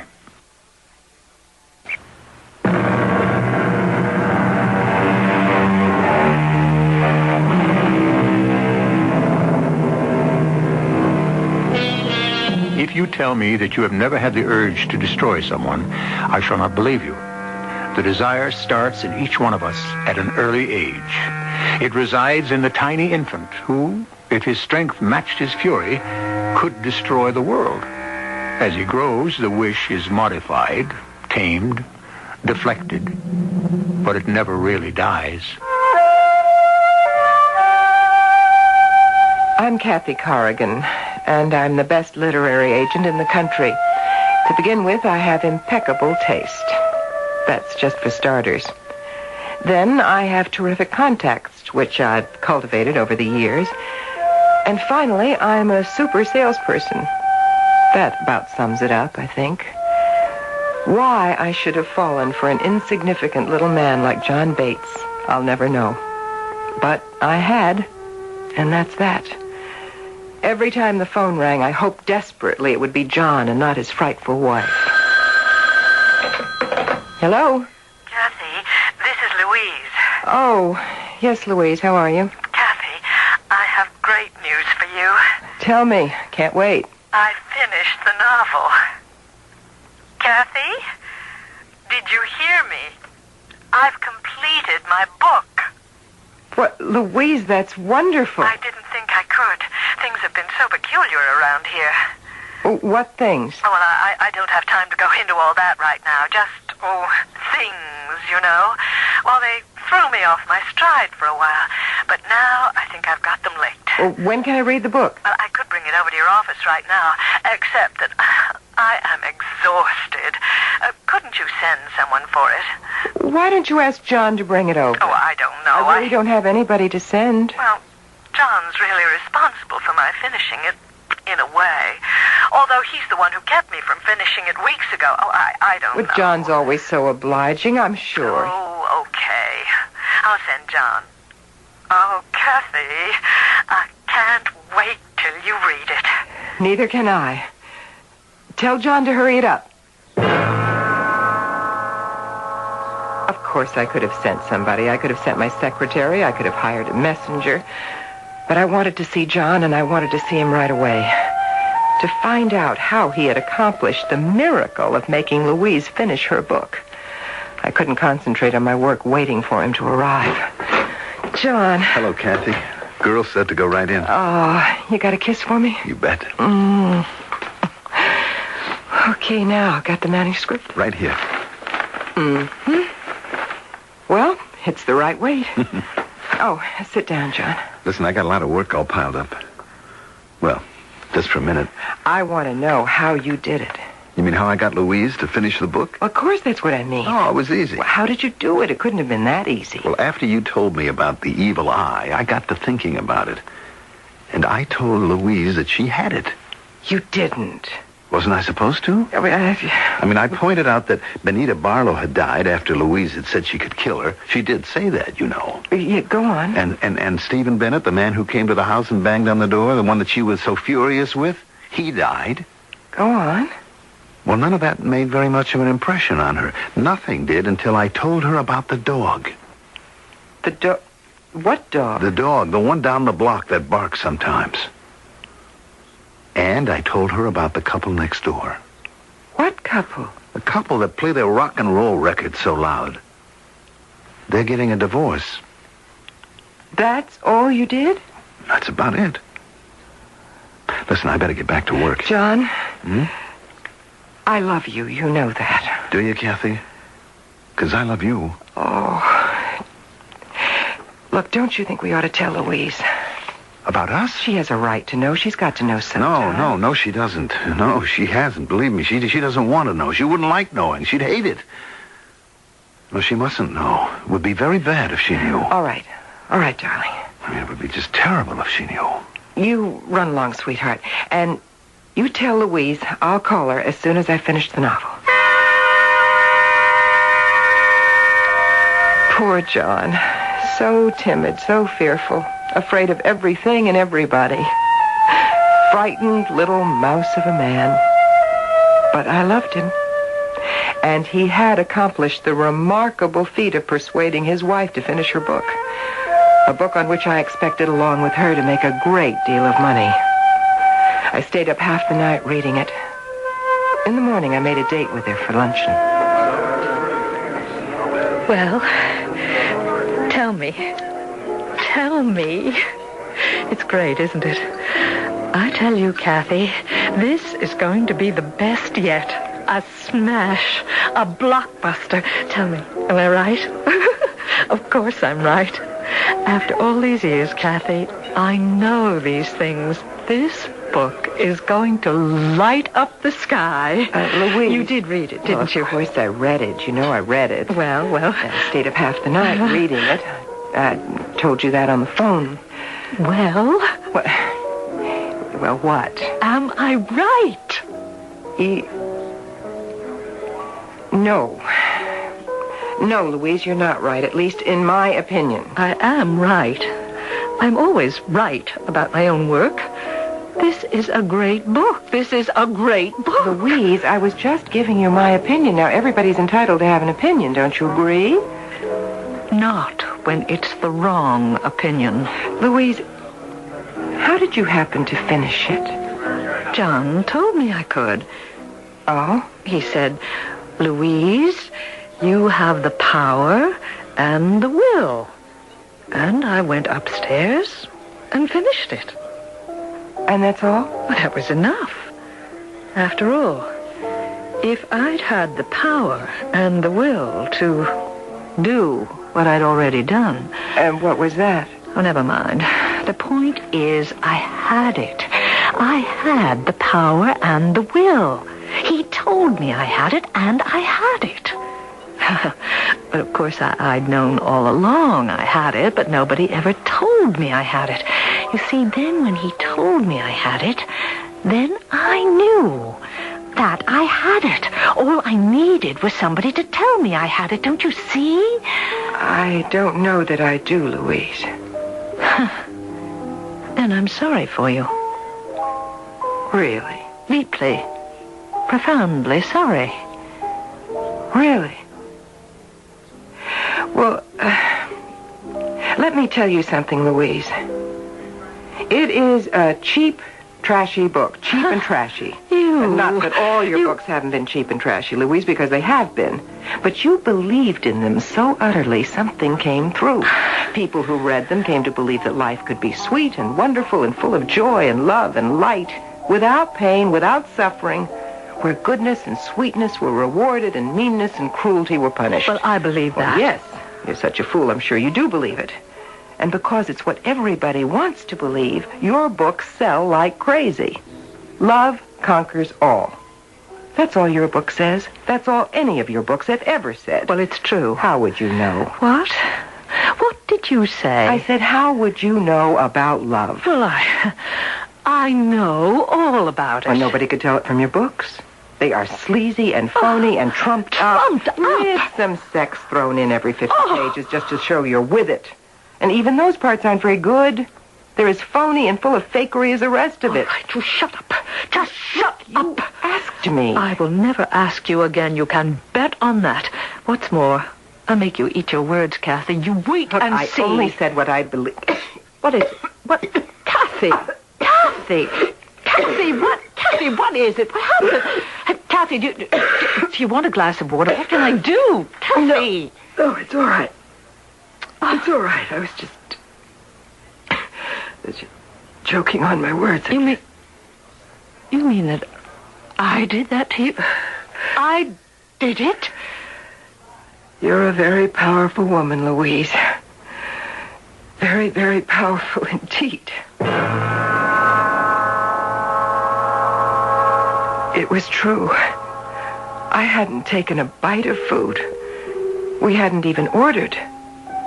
But the power of Louise's hatred, her malevolence toward me, had brought on one of those helpless fits of coughing that till they stop, you think you're going to die.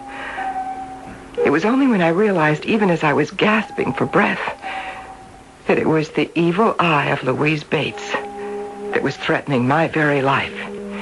It was only then I was able to stop. John, it was awful. Poor Kathy, poor baby. Oh, hold me close. I'm so frightened. Of course you are. I told her her novels were terrible. And I told her something worse. I told her she didn't know anything about love. Oh, boy, that was worse. But she doesn't know anything about love, not the way we know it. Look, I don't think it was a very good thing to tell her.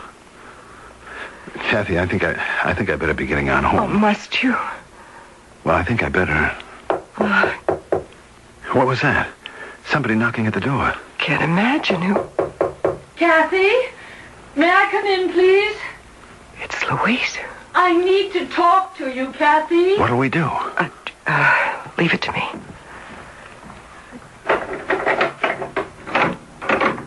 Come in, Louise. Thank you.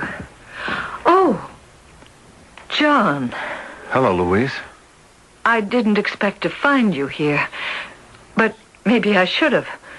Maybe I've been stupid. Oh, no, Louise. I've been stupid about a lot of things, like I never knew till you told me, John, that I had the evil eye. Look, Louise. When I think of what I've done, the power I've had, the power I've used, it's awful to contemplate. Louise, don't think about it. You couldn't help it. But I must help it. I must learn to control it.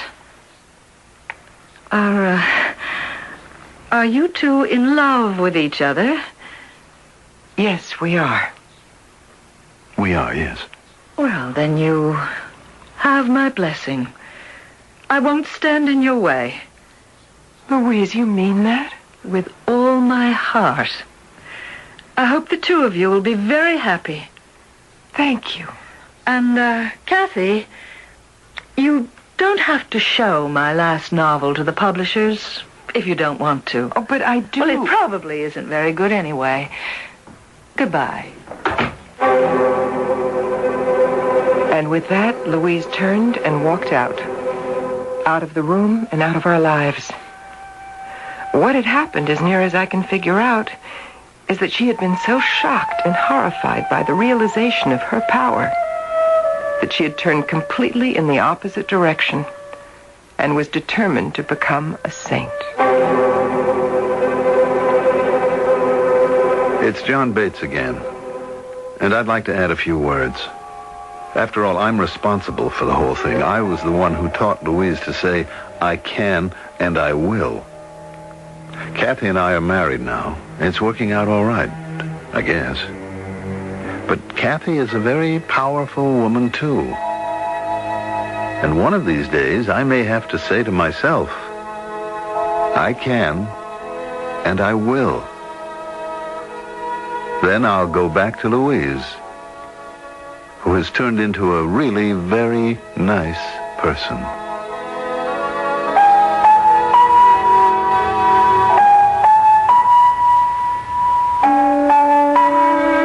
How things are turned about in this world. The cheater becomes the cheated, the robbed becomes the robber, the perpetrator becomes the victim, and no one is satisfied, at least not for long. A very, very strange world indeed. But, alas, the only one we've got. I'll be back shortly.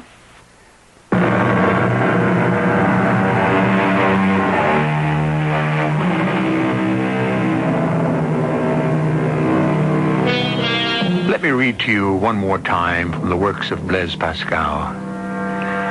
What a chimera is man. What a novelty. What a monster. What a chaos. What a contradiction. What a prodigy. Judge of all things. Feeble worm of the earth. Depository of truth. A sink of uncertainty and error. The glory and the shame of the universe. Our cast included Carol Teitel, Mandel Kramer, and Terry Keane. The entire production was under the direction of Hyman Brown. This is E.G. Marshall inviting you to return to our Mystery Theater for another adventure in the macabre. Until next time, pleasant dreams.